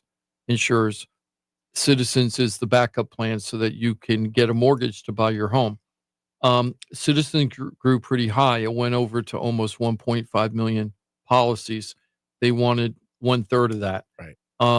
And they have been. They just hit under 900, or they just hit 900,000 policies last month. So that part's good. They dropped about 1/3 of what they want. But now they're talking about changing Citizens, where right now Citizens is a normal insurance policy premium kind of thing, meaning that if you have a flood or fire or theft or anything that happened to your house, including wind damage, it would be covered under a normal policy. But now they're thinking about making Citizens just for wind, and that you get all your other coverage through a private company. And I was wondering, Ross, what you think, if that would be helpful or not helpful in our market, and what are the pros and cons that you can think of off the top of your head? Because this isn't set in stone; it's just a proposal right now. Okay, so I mean, when we hear the negatives of Citizens, right? Like, oh my, so the one thing is, oh my gosh, if we get hit with the big ones, we're gonna run out of money. So now we're only going to insure for the big ones, or only have their coffers filled for the big ones. Big ones. Hear that? My first reaction is, who's benefiting? Who benefits from this proposal? That's what I'm thinking. From a legislation, like I'm recommending this. I'm writing a bill or whatever it is, a proposal. Who benefits from this situation? Is it the consumer? I don't think so. Could the consumer benefit? The way that I view it as being negative for the consumer is if that's the case, the majority of homes, or I would say a lot of Citizens, even though we do write a lot of policies across the board as far as age of homes. But I would say the majority of Citizens' homes are kind of going to be on the older side, right? Right. Okay. Yeah, that makes sense. Yep. With every single company, except maybe one that I can think of, but it's very limited in when they'll offer coverage. All of those policies will come with limited water damage. So you're only going to get 10 grand for water damage in the private market. Right. Citizens will give you the opportunity. If you have a Citizens policy, they will give you the opportunity to have full water damage coverage, but you just have to use one of their preferred contractors. This isn't flood. This is like pipe breaking in your wall, or something like that. Your hot water heater exploding. Right now, in the private market, if your home is over 40 years old, every company is only going to offer you limited water damage. I mean, at least 99% of them. So if they go, hey, well, we're not going to write you a full policy anymore, we're only going to offer you wind, then as a consumer, you're only going to have limited water damage. If you're getting financing for a home, you can't just have a wind policy, right? So you have to have coverage for your dwelling for all perils, essentially, and then including wind. Yeah. So you would be forced, and sometimes you see people do this now, Ross, where they have a separate wind policy from their what's called the all other perils, or the AOP policy. Yeah, we check if your home is in the wind pool, what they call, which is pretty much east of 95, And then when you get up into PGA Boulevard, it's got to be east of A1A. If you're in that area, a lot of the times it's already, we already checked to see if it's better for you to, have a separate policy with one company and just a wind only with Citizens. And you can currently get a wind only with Citizens. Absolutely. So the dynamic exists, but you're kind of then forcing it where maybe Citizens is your only option because of the age of the home or whatever it is. Well, now where are you going to go for your all other perils insurance? Because they don't want to touch your house because of the risk. That's a good point, Mike. So, like, let's say that the private market, they say we don't want to insure houses that are 30 years old, right? And you've seen that, right? You've seen where the age is like it's too old for them to want to insure, right? 1 year at one point, right? with some Exactly. companies. So let's say that they do have a policy. Hey, anything before where are we 2025, 1995, we're not insuring anything before 1995. Yeah. And then, which is a lot of homes. Right. And then if Citizens changes to windstorm only, where are they going to go for their all other perils? That's my question. That's immediately what I thought. If Citizens just switch to wind only, and if they are able to find a, separate, fire policy, a lot of people call it. If they're able to find a separate policy that excludes wind, then they're going to be limited on the water damage. And you could do it.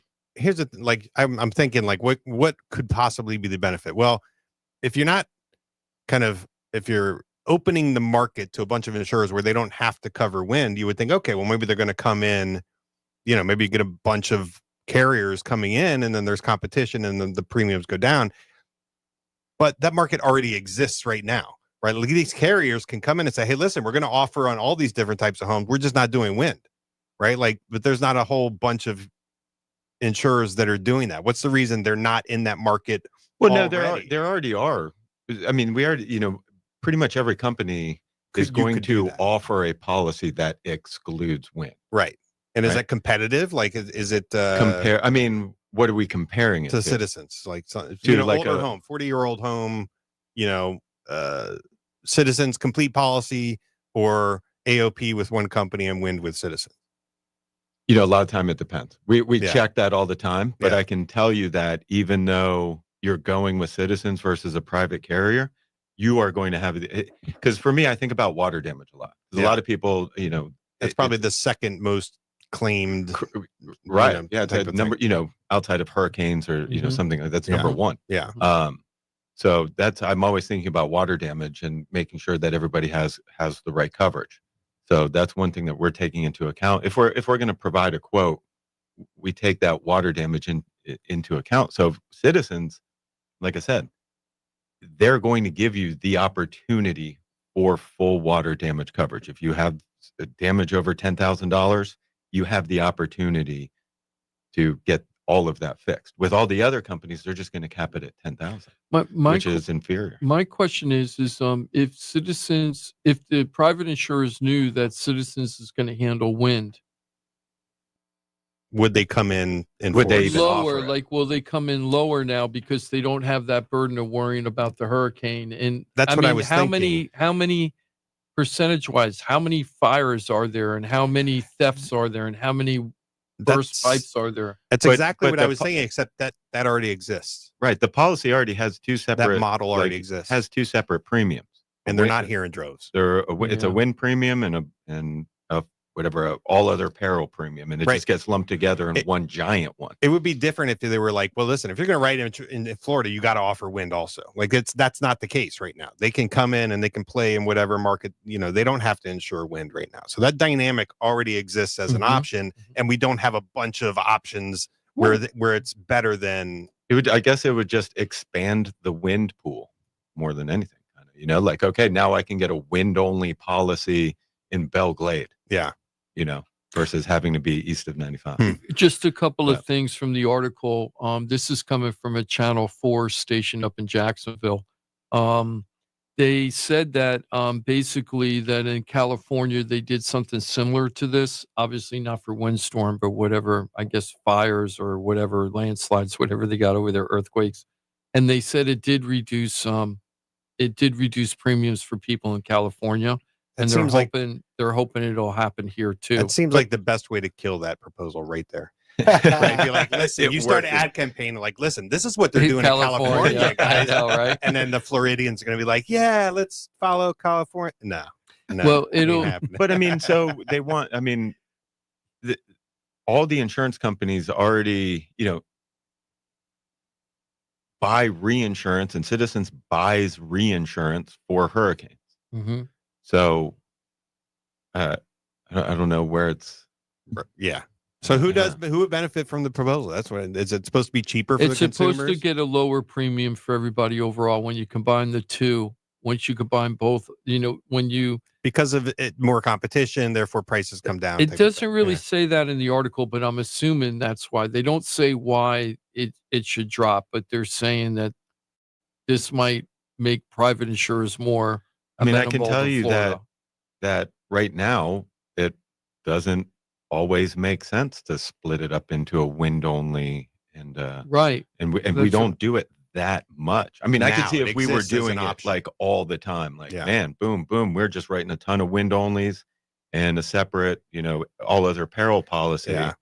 And man, maybe we don't need that Citizens all other peril. Yep. You know what I mean? So it's What- not working now. Yeah, what exactly? It exists now. It's available now. It doesn't work. So what is going to make all these other insurers come in? Like what's changing for them to make it be like, oh, now we want to play in insurance? Because they're not forced to offer wind now. They can play in insurance without offering wind. Right. So what's the incentive? Is it easier like to get approved? Is it do you have to is it something about their requirements on their balance sheet? I mean, I don't know. Maybe what all would change, but I'm sure there's some nuance and some reasoning, but top of my head. Yeah, when it's not glaring, you Yeah. do wonder. You're like, huh? Well, then why would we even propose this? I'm thinking somebody's Bless you. benefiting, and it's probably the insurance companies. Yeah. Somehow, right? Yeah. Or the insurance lobby, maybe.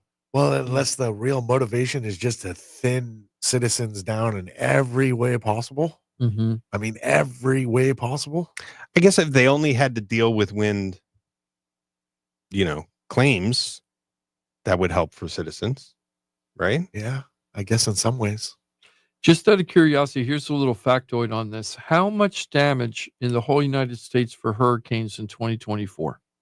How much monetary damage? In the United States? Yeah, for 2024. I have a figure here from the article, so I thought it was interesting. I have no base of Me I neither. have no idea. So the claim or 4 billion. damage? I was gonna Yeah, say the 6 amount of billion. damage. I was going to say something like 20 billion. Oh, Because I remember numbers like 4 billion Yeah. from this storm, Mm-hmm. right? Oh, So I'm geez. thinking 20. I'm way undershooting. What are you thinking? I was thinking like 6 billion. But 6 billion. yeah, What are you thinking, Jimmy? Yeah, I see 10, 12. Wow, you billion? guys are I could- way Really? off. Way off. 500 billion. Oh, Jeez, 500 dollars? billion. Stop I'm it. looking at it Dollars? right now. The 2024 hurricane Bolognese. season, which caused an estimated $500 billion in damage across the United States, highlighted the need for streamlined coverage options for homeowners. So I it's would like- say the majority of that 2024 was You flood. think, you think I- it's flood? I think. Well, I I think think so too. 100%. I think so too. North Yeah. Carolina alone. So yeah, after Yeah. the one. I mean, if They- you think about how floods much of that wiped state, out like Yeah. towns. Yeah, exactly. You know? Yeah. So I think a lot of All that is flood, and Yeah. I don't think it would streamline much. Yeah, and I don't consider flood hurricanes. so I that's- just thought that Yeah. figure was pretty. That's why I brought it up. It's like that's a pretty high figure. I didn't expect And that. we're way off. Like Way. orders Yeah, of you were magnitude 20 times. off. Whoever said Yeah. 20 million, you were 25 times Yeah. off. Well, you always Yeah. wonder, like, so if we were in normal economic times where things didn't cost an arm and a leg for everything, like I'm assuming that's rebuild cost, right? 6 years Yeah, ago, I'm it was so- $100 million. Yeah, it's probably That's the thing. Oh, that is Yeah. true too. You know, That's you wipe true. 80% of that away. I think that's such an inflated, ridiculous number. And then, It is. and I'm with Ross totally. That's got to be like majority flood. This Yeah. has to. Yeah, that's Well, why this is- every time you hear this, record, cost for hurricane damage. Well, yeah, but the prices of everything have gone up. Yep. That's, that's- part of the reason why. Of course. So look, I'm looking at those numbers, Jim. So just Helene was estimated between 225 and 250, Ah, and Milton was 160 to 180. So basically, two storms accounted for majority of the Billion? projected not damage. million. Yeah. It was No, billion. billion. Wow. And both of those storms, hit multiple states, right? It wasn't just coming across Florida. It was multiple states. But okay, so this is what we need to reassess our damage counters. Yeah. Right. Take damage. A lot. Right. What did you say? 6 billion? Yeah, I was like, couldn't have been more wrong. Francine, 9 billion alone. Huh. Wow. When was Francine? Well, I guess it was Never F. met her. It was F. Wow, it's a stupid number. My goodness. Florida Talk Real Estate is a .com, y'all. Your one-stop real estate shop. Remember, on Facebook and YouTube as well. Florida Talk Real Estate. Lots to consume, share. And of course, when you need a pro's pro, you're buying a home, selling a home, you're stuck with a home, you don't know what to do. Anything that touches the world of real estate, you got a professional to handle all that and so much more at FloridaTalkRealEstate.com. I cannot insure the so much more, but they can handle all that at FloridaTalkRealEstate.com. Thank you, Johnny. I want to talk a little bit about trending and predictions since it's the first week of the year. But before we get into that, one of the customers I was talking to recently, or somebody's a potential customer, they said something that I'm hearing a lot that's just like now is a myth. It used to be true, but now it's more mythical than it is truthful, if you will. If you ask if they're a cop, they have to tell you. No, this is gotta about tell me. We should come up with some of those. What are some of those other ones? Are tons of people moving to Florida, right? And I've been saying now for about a year and a half. Is that a fat joke? No, why? Because tons of people. Yeah. Oh, right. No, I didn't even get that, Mike, at first. I had to think about that. Nobody did. My brain works kind of differently. That's why the beaches are less than intended. So, I was Rising just waters. I was talking to some people from New York who were flipping a home down here, and they were talking to me about how strong the market is, and all these people from up north are just dying to buy down here, and blah blah blah blah blah. And I'm like, not so much anymore, right? I mean, it's not bad. Don't get me wrong, but it's not like it was on fire like during COVID. Right. It isn't like that anymore. And people don't get it. And they look at me. It's the funny part is they look at me like, you don't know what you're talking about. And I'm like, I read this stuff all day long, right? I read this stuff all day long. So it isn't like I'm just pulling this stuff out of my butt. And I don't just read one article and make a decision. I usually read 7 articles that are saying the same thing in different ways over and over again. And that starts leading me to believe that trend is really happening, right? So what do you think the number one state? So what they're using right now just for this one is U-Haul analysis, which I always find to be interesting, right? So where do you think the number one destination to bring to land the U-Haul trucks, like you're moving stuff to another destination, where do you think the number one destination for U-Haul is in the whole United States For right 2024? now? For state, state. I'm going to say Colorado. That seems to be one of the biggest places that people I are going to. say Texas. Me too. I'd go Texas. Texas. Okay. Tennessee. Texas and Tennessee are in the top 5, guys. Ding, ding, ding. Right. So is Florida. Ding, ding, ding. Mm-hmm. But it's a lot different now. The number one state this year, 2024, was South Carolina. Okay. And you know what? I would have probably guessed South Carolina, North Carolina, as being maybe the top state because of how many people in Florida are telling me I'm leaving here and I'm going to South Carolina, or North Carolina, or Georgia, or Tennessee. Right? That's where they're moving. Where majority of people are moving. If they're not moving to another part of the state that's slower. Man, poor Alabama, Mississippi. They just get nothing, Louisiana, right? And tough. Georgia isn't here. Even though a lot of people are moving to Georgia, it still isn't in this list. So check this out. So Florida has been in the top 4 states for people moving to since 2015. We were number 1 in 2019. So right before COVID, we were the number 1 place to go. In 2023, we were second behind Texas. But in 2024, it changed, and South Carolina became first, and then Texas is second, so it beat out Texas, and then North Carolina came after Texas, and then Florida, and then Tennessee's number 5. So it's South Carolina, Texas, Florida, North Carolina, Florida, then Tennessee. Right. I think there's a certain Floridians might be okay with, moving down that list because of things like what Johnny was talking about with, traffic and, overcrowding and who knows. Yeah. I figure as long as we're in the top half, we're okay still. Right. Well, and I think we don't have to be top 5. We could be top 10, top 20. I think a fair amount of those people going to the Carolinas and Tennessee are also coming from Florida. And they might come back at some point. Oh no, Like, I think a lot of them are coming from Florida. I agree with Johnny. I Leaving really think Florida, going yeah, to leaving Florida. There's more and more people leaving Florida. It's funny. I was talking about this for several months. I was on a high hot about this earlier this year, and one of the long-term fans, I think his name was Michael. I think it was Michael. He sent me a message saying, "Why do you hate Florida so much? Why are you talking about Florida bad about Florida all the time?" I love Florida. I'm here. I've been here since '74. I've had lots of opportunities to move. I'm here. I like Florida. I'm a Florida guy, right? If Florida's a wacky area, I like it. It's just fun. You don't have to swing from Florida's dong to love it. Yeah, right? exactly. I mean, you can point out its flaws. Yeah, and you still could, love yeah, it. and still love it, right? It's still Florida, right? And but the thing is that a lot of people are tired of the cost, the aggravation of the storms, and now it's getting to be traffic and congestion, but mostly cost. To be honest with you, the number one reason I hear it's almost always cost, and almost always. I mean, you even narrow that down to housing prices. Yes, without a doubt, because when they talk about costs, they go, "Do you know what I can buy in South Carolina for what I could get down here? Yes. Down here, I can't even get a condo. Up there, I could get a 4-bedroom, 2-bath house on an acre. Please do that. Blah, blah, blah, blah, blah." And that's what people up north said about coming to Florida at one time. And exactly. But then things got a little crazy. Prices just went nuts. And then on top of unrealistically nuts, because what people don't realize right now, if we had normal appreciation for the last couple of years, we'd be about 25 to 34% lower in home values than we are right now. We're like 25 to 30% higher than what we should be for appreciation. Well, because we had years of double digit. Right. Yeah. So we're just like we were. That COVID push pushed us over unrealistic price appreciation, just like 0305 did back in 0305. We had tremendous price appreciation. Everybody thought they were real estate rich until we weren't anymore. And then the correction happened. And then once the correction happened, it was a multi-year correction.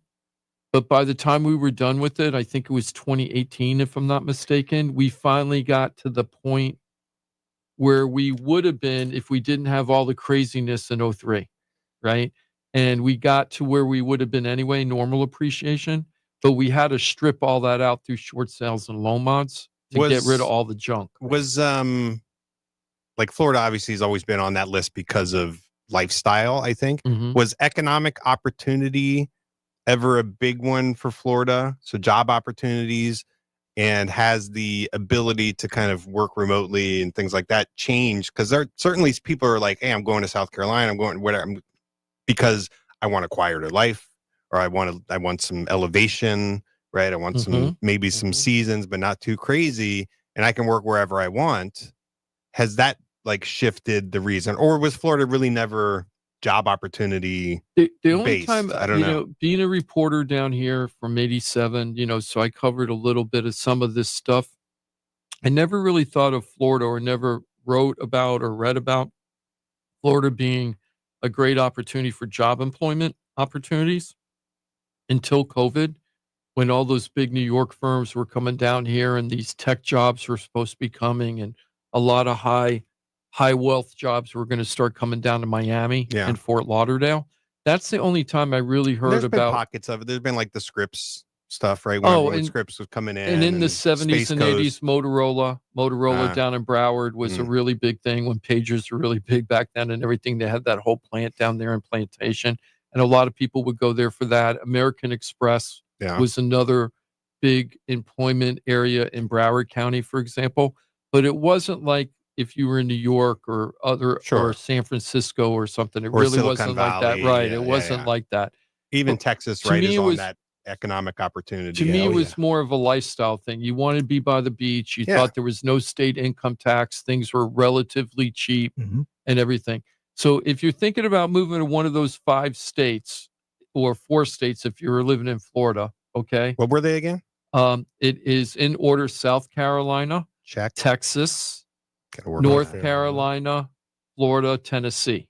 Right. So the 2 that you're going to move to, if you're smart, if you care about income tax and stuff, I'm not saying smart. I mean to say if you care about financing and you worry about all that stuff, Texas and Tennessee Oh. because no income state tax, right? No state income tax, no state income tax, income state tax. Mhm. There's no state income tax. So a lot of times you're saving, like in Tennessee, if you move to Tennessee or Georgia, you're paying 10% more to live in Georgia because they have that's what you're paying for your income tax over there. Right. So why move to Georgia? Why don't you just move 30 miles west and get the eastern part of Tennessee and then save yourself 10%? Maybe the roads are paved a little bit more. Maybe that 10% you can feel, and you're like, That's it's true. worth it. That's Peaches. true. Yeah, like I Yeah. love Royal Palm. Why? Because we literally went to 4 different parks the other day. I mean, Royal Palm's awesome. I like where they spend their money. Yeah, Yeah. that's when I buy again, I'm probably going to be moving in that general area again. I think, even though I love it up here. Johnny might be selling. Yeah, I You might never know. have a house I Yeah. could pick up. I want a pool home, so I just don't want one where a car drove through it. I'm joking. I got a great fence guy. Don't put that on the list. Yeah. Do I put that in the listing? Hey, free extra parking in the back. Well, you know, inevitably someone's going to be like, I just got a weird question. How come half your fence is new? That's a long story. I'll give you the abbreviated version. So when I was talking to that rich guy about the fence, right? Your fence, I said, so did you do it after the car crashed into the house? And he goes, both times. Both 'Cause- times. Yeah. And Yeah, I was yeah. like, oh, he did it before and then he had to do it again when Yeah. the car crashed into the Yeah. house. I thought Yeah, I that was called him up. funny. I'm like, hey, you get to do this again. Yeah, Remember that so- warranty? You gave me that warranty on the fence the first time. Something, it's like fell down. Like something Yeah, went yeah, I wrong. don't know what You'll happened. see it when you get here. I don't know if you use enough concrete. So here's a couple of things. So taking that in. Oh, here's a couple other things I found interesting. So besides the top five that we just went through, here are some states I didn't think that would be in there: Indiana, Utah, Idaho, or 8, 9, 10.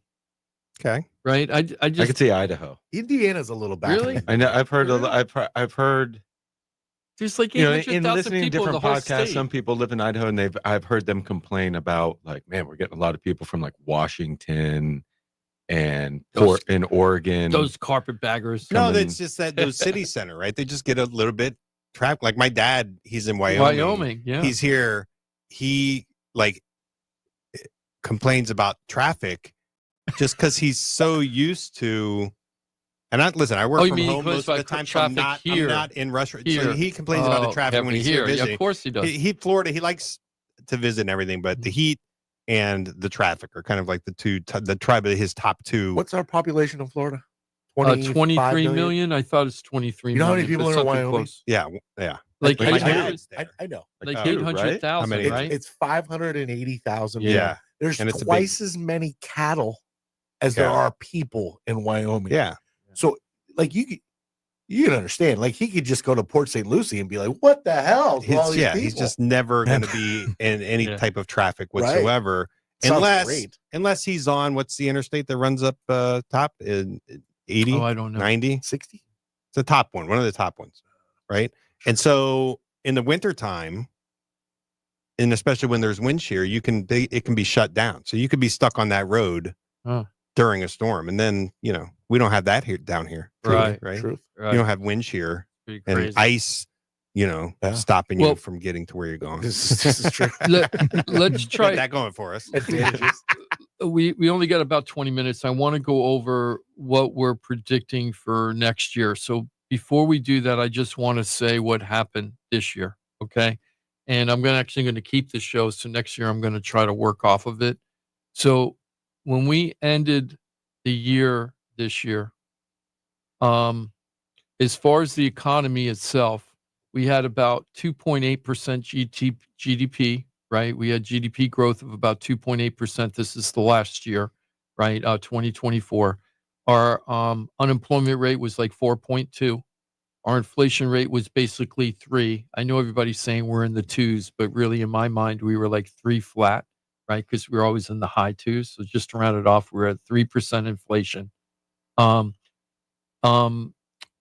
Wage growth over inflation was actually 2% better than the inflation rate towards the end of the year. I'm not saying the whole year, right? But we started heading the right direction for the economy as far as all those indicators. Subject to revisions. Now, but there's a lot of the revisions were already done for the year. They were already done by this point. So then I wanted to start looking at what happened this year, because at this time last year, all the buyers were saying, I don't want to buy because I'm waiting for the rates to go down. I don't want the prices to go down. And the sellers were like, why am I going to sell my house when I have a under 4% loan to buy a new home? Why would I want to do that? So I'll just wait. So what happened this year? So this year, when we started in January of 2024, we were at 6.6% for Freddie Mac for the loans. Everybody felt that was extremely high. We just ended last Thursday, the Freddie Mac report, 6.91. So we're actually more than a quarter point higher than when we started a year ago, when everybody said they were waiting for the rates to go down. Now, the rates did go down to 6.08 from the 6.6 that we started with. Right. But a lot of people didn't care. They wanted it to go lower, so they waited. And what happened was the Fed in September cut the rate, and then our interest rates went up a point and 1/4, 1.25 points higher than before the Fed cut rate, which was exact opposite of what everybody was expecting. Now, the other thing that happened this year is that our closed sales are pretty low this year. During the COVID, we were hitting as high as 2,000 homes a month sold in Palm Beach County. Now, we cover 6 counties. I'm using Palm Beach County because it's very similar to Dade and Broward. And St. Lucie's a little different. Martin's a little different. But Dade, Broward, and Palm are almost mirroring each other as far as figures. If one's up, the other one's up. If one county's down, the other's down. If sales are slow in one county, they're slow in the other county. So that's why I'm just focusing on one county. But if you live in Dade or Broward and you listen to this, the trends are the same. So the interest rate stayed high this year. Sales were very, very flat. Instead of a high, we were normally doing 1,600 sales a month on an average month for several years.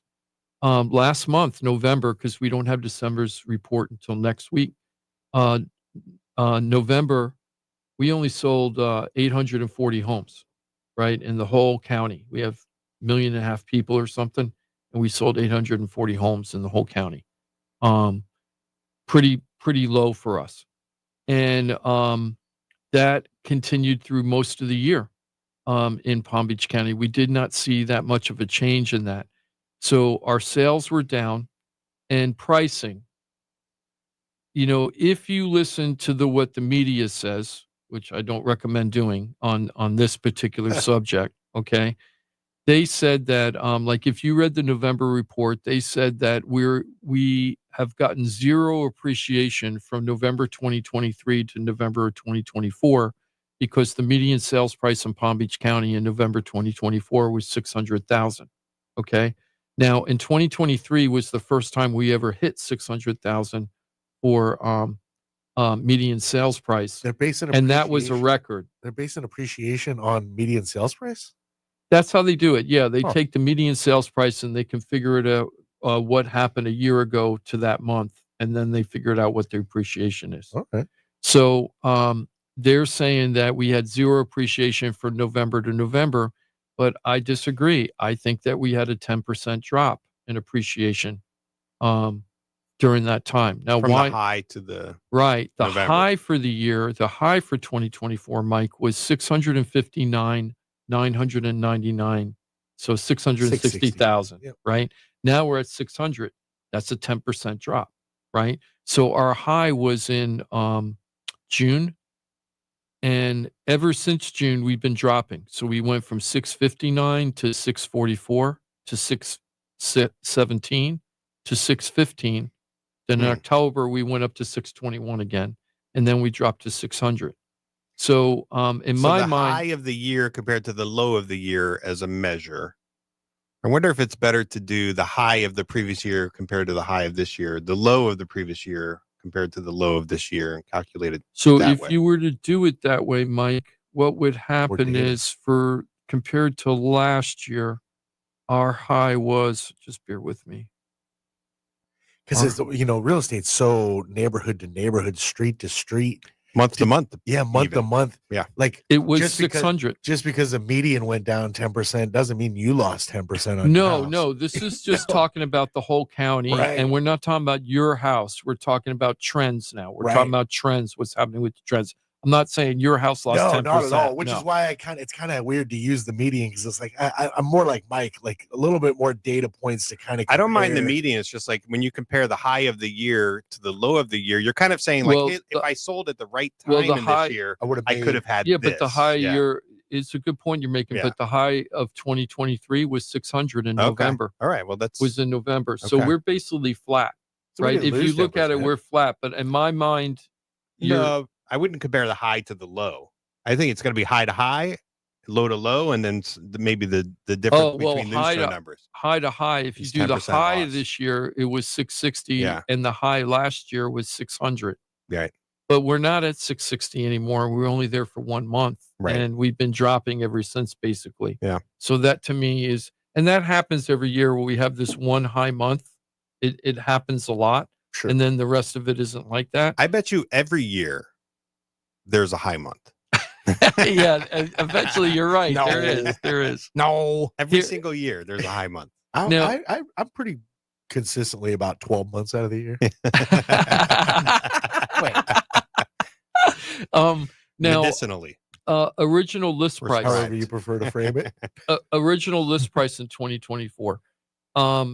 Back in COVID of 2021, 2022, when things were super, super hot, we were getting in Palm Beach County 101% of list price to sold price. We're actually getting more on average, right? We were getting more than the list price. So if you put it on the market, you were getting 1% more on average back then. Now we're at 94%. So you put a house on the market today, you're going to get usually on average 6% less than what you put it on the market for. Look, I guess it depends on how much you put it up there for, right? Well, that's what some sellers think. That's the sellers that have their houses on the market for 180 to 300 days, because what they go is, 'Cause you gave a shout out in the first hour of the show where you got your ask price. So you got 100% of your ask price. Actually. yeah. And you got 600. houses all around you, literally neighbors that have been sitting there for 100 days that are going to bitch that you lowballed the market. But you did for your client exactly what they wanted. Let me get out of this house. I got to move and I want to maximize. And I my got profits. a price that I could work Right. with. I got a price that I could work with on the back end, and Devil's they're always in the satisfied. details. And because they weren't trying to like win every single option on the table, right? They were willing to give up a little bit on price for speed because they saw value in that. So there's value there. There is right? value there. But some people, their attitude is, I want the highest price possible. I don't care what's happening with everybody else. I want the highest price possible, and I want to sell it fast. And you usually are not going to get both of those things. Well, but in there's today's markets market. for it. Like you had a streak where you're setting the record in the neighborhood and doing it in record time. So Yep. like there's a market where that exists. Yeah, but this With- isn't the market. this isn't the No, market. that's Yeah, what I'm yeah, saying. yeah. Today, I'm talking about today. Yeah. Like when you're able to push the market, I push the market. I like it. It's fun to stretch and try to hit the record or break the record. But you also have to know what market you're in to see if you can do course. that, right? You're not going to play in a football game where it has a great run defense and planning on, if you got a halfway decent passing game, that you're just going to run the ball all the time. If you know that their run defense is just shut you down, you're going to try to work around with what you got. And a lot of people don't want to do that, and they don't really understand the market enough to know where they are in the market, and they just go, I want what I want. I'll never forget, there's a guy that is one of 2 expired listings I had this year. I haven't had an expired listing in like 3 or 4 years, but last year I had 2. Now, one of them is coming back to me. We're putting the house back on the market, but the other one, they decided to rent it.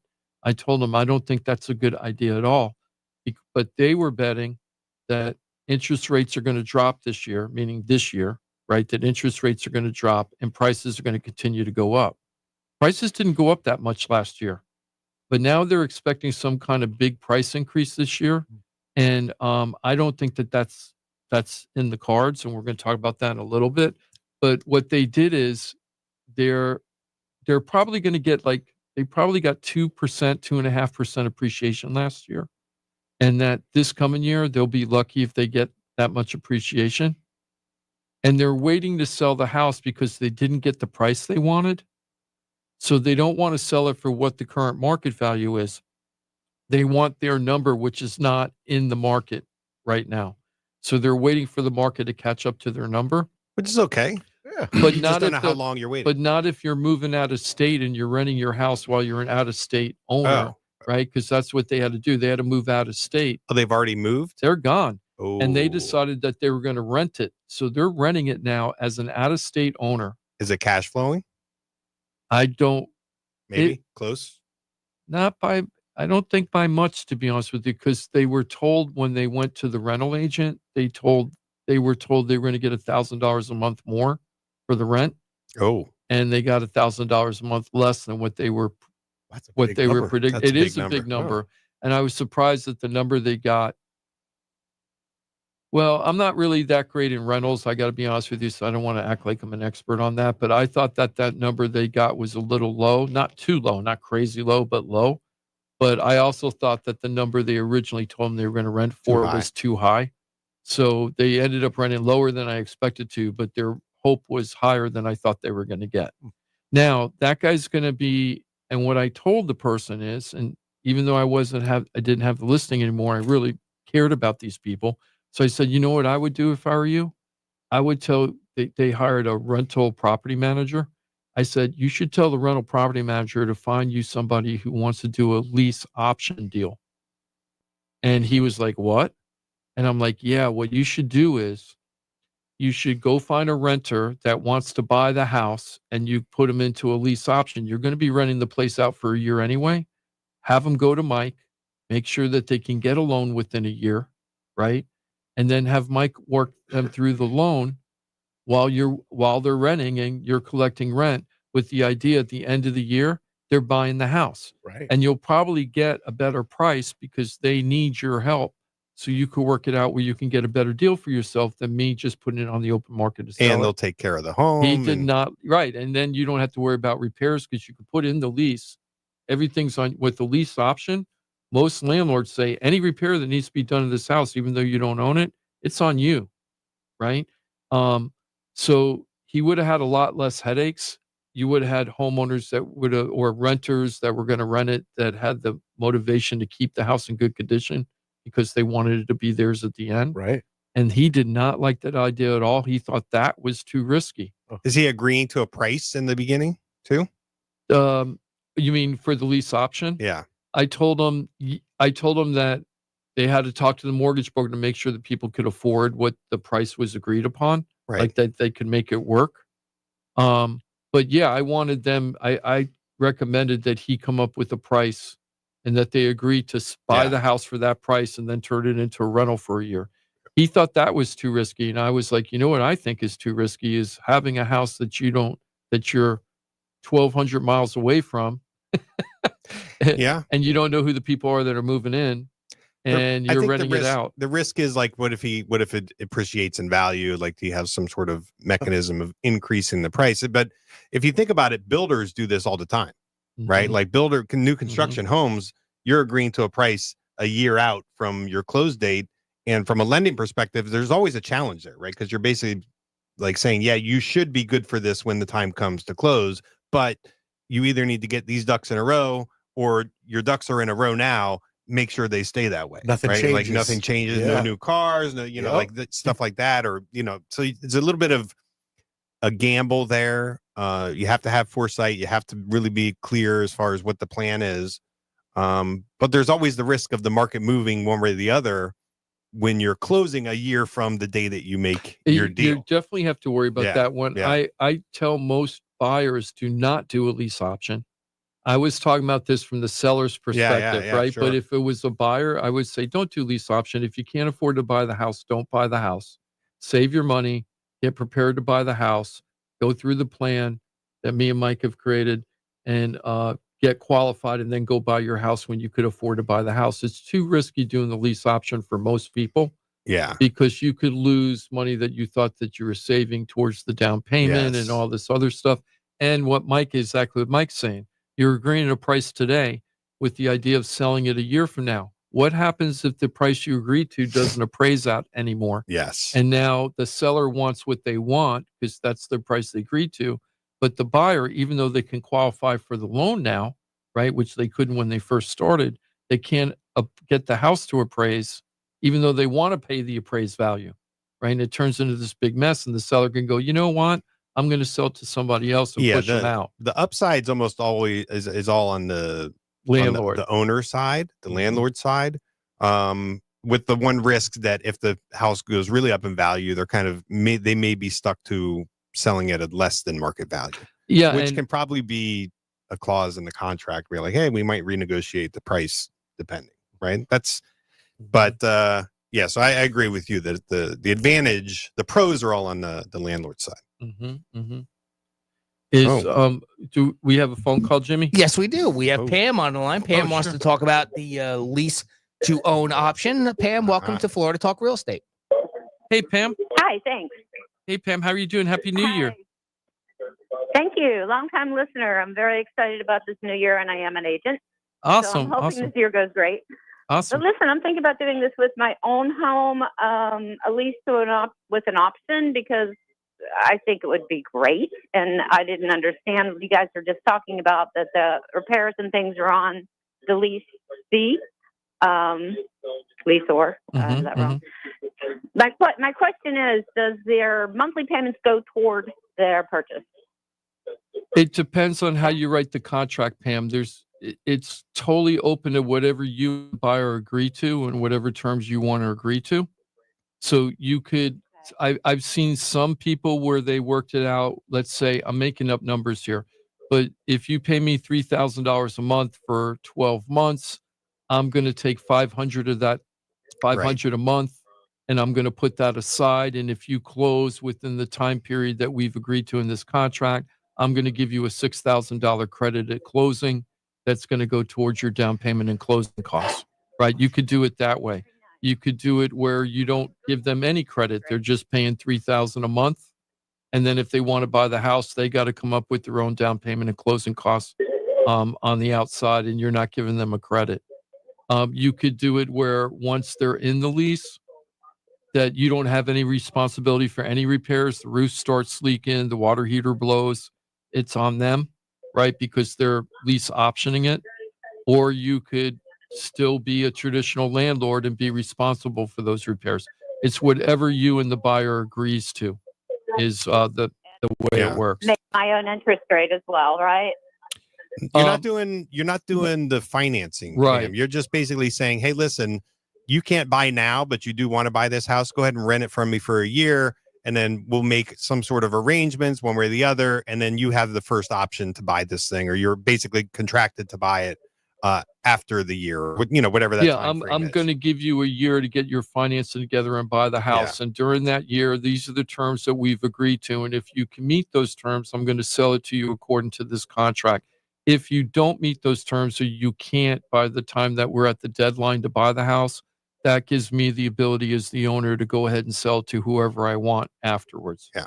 Now, what Pam might be thinking of is called, owner financing, which is essentially you become the bank, the lender, right? You sell them the home, they have a promissory note to you, and they pay you back over X amount of time.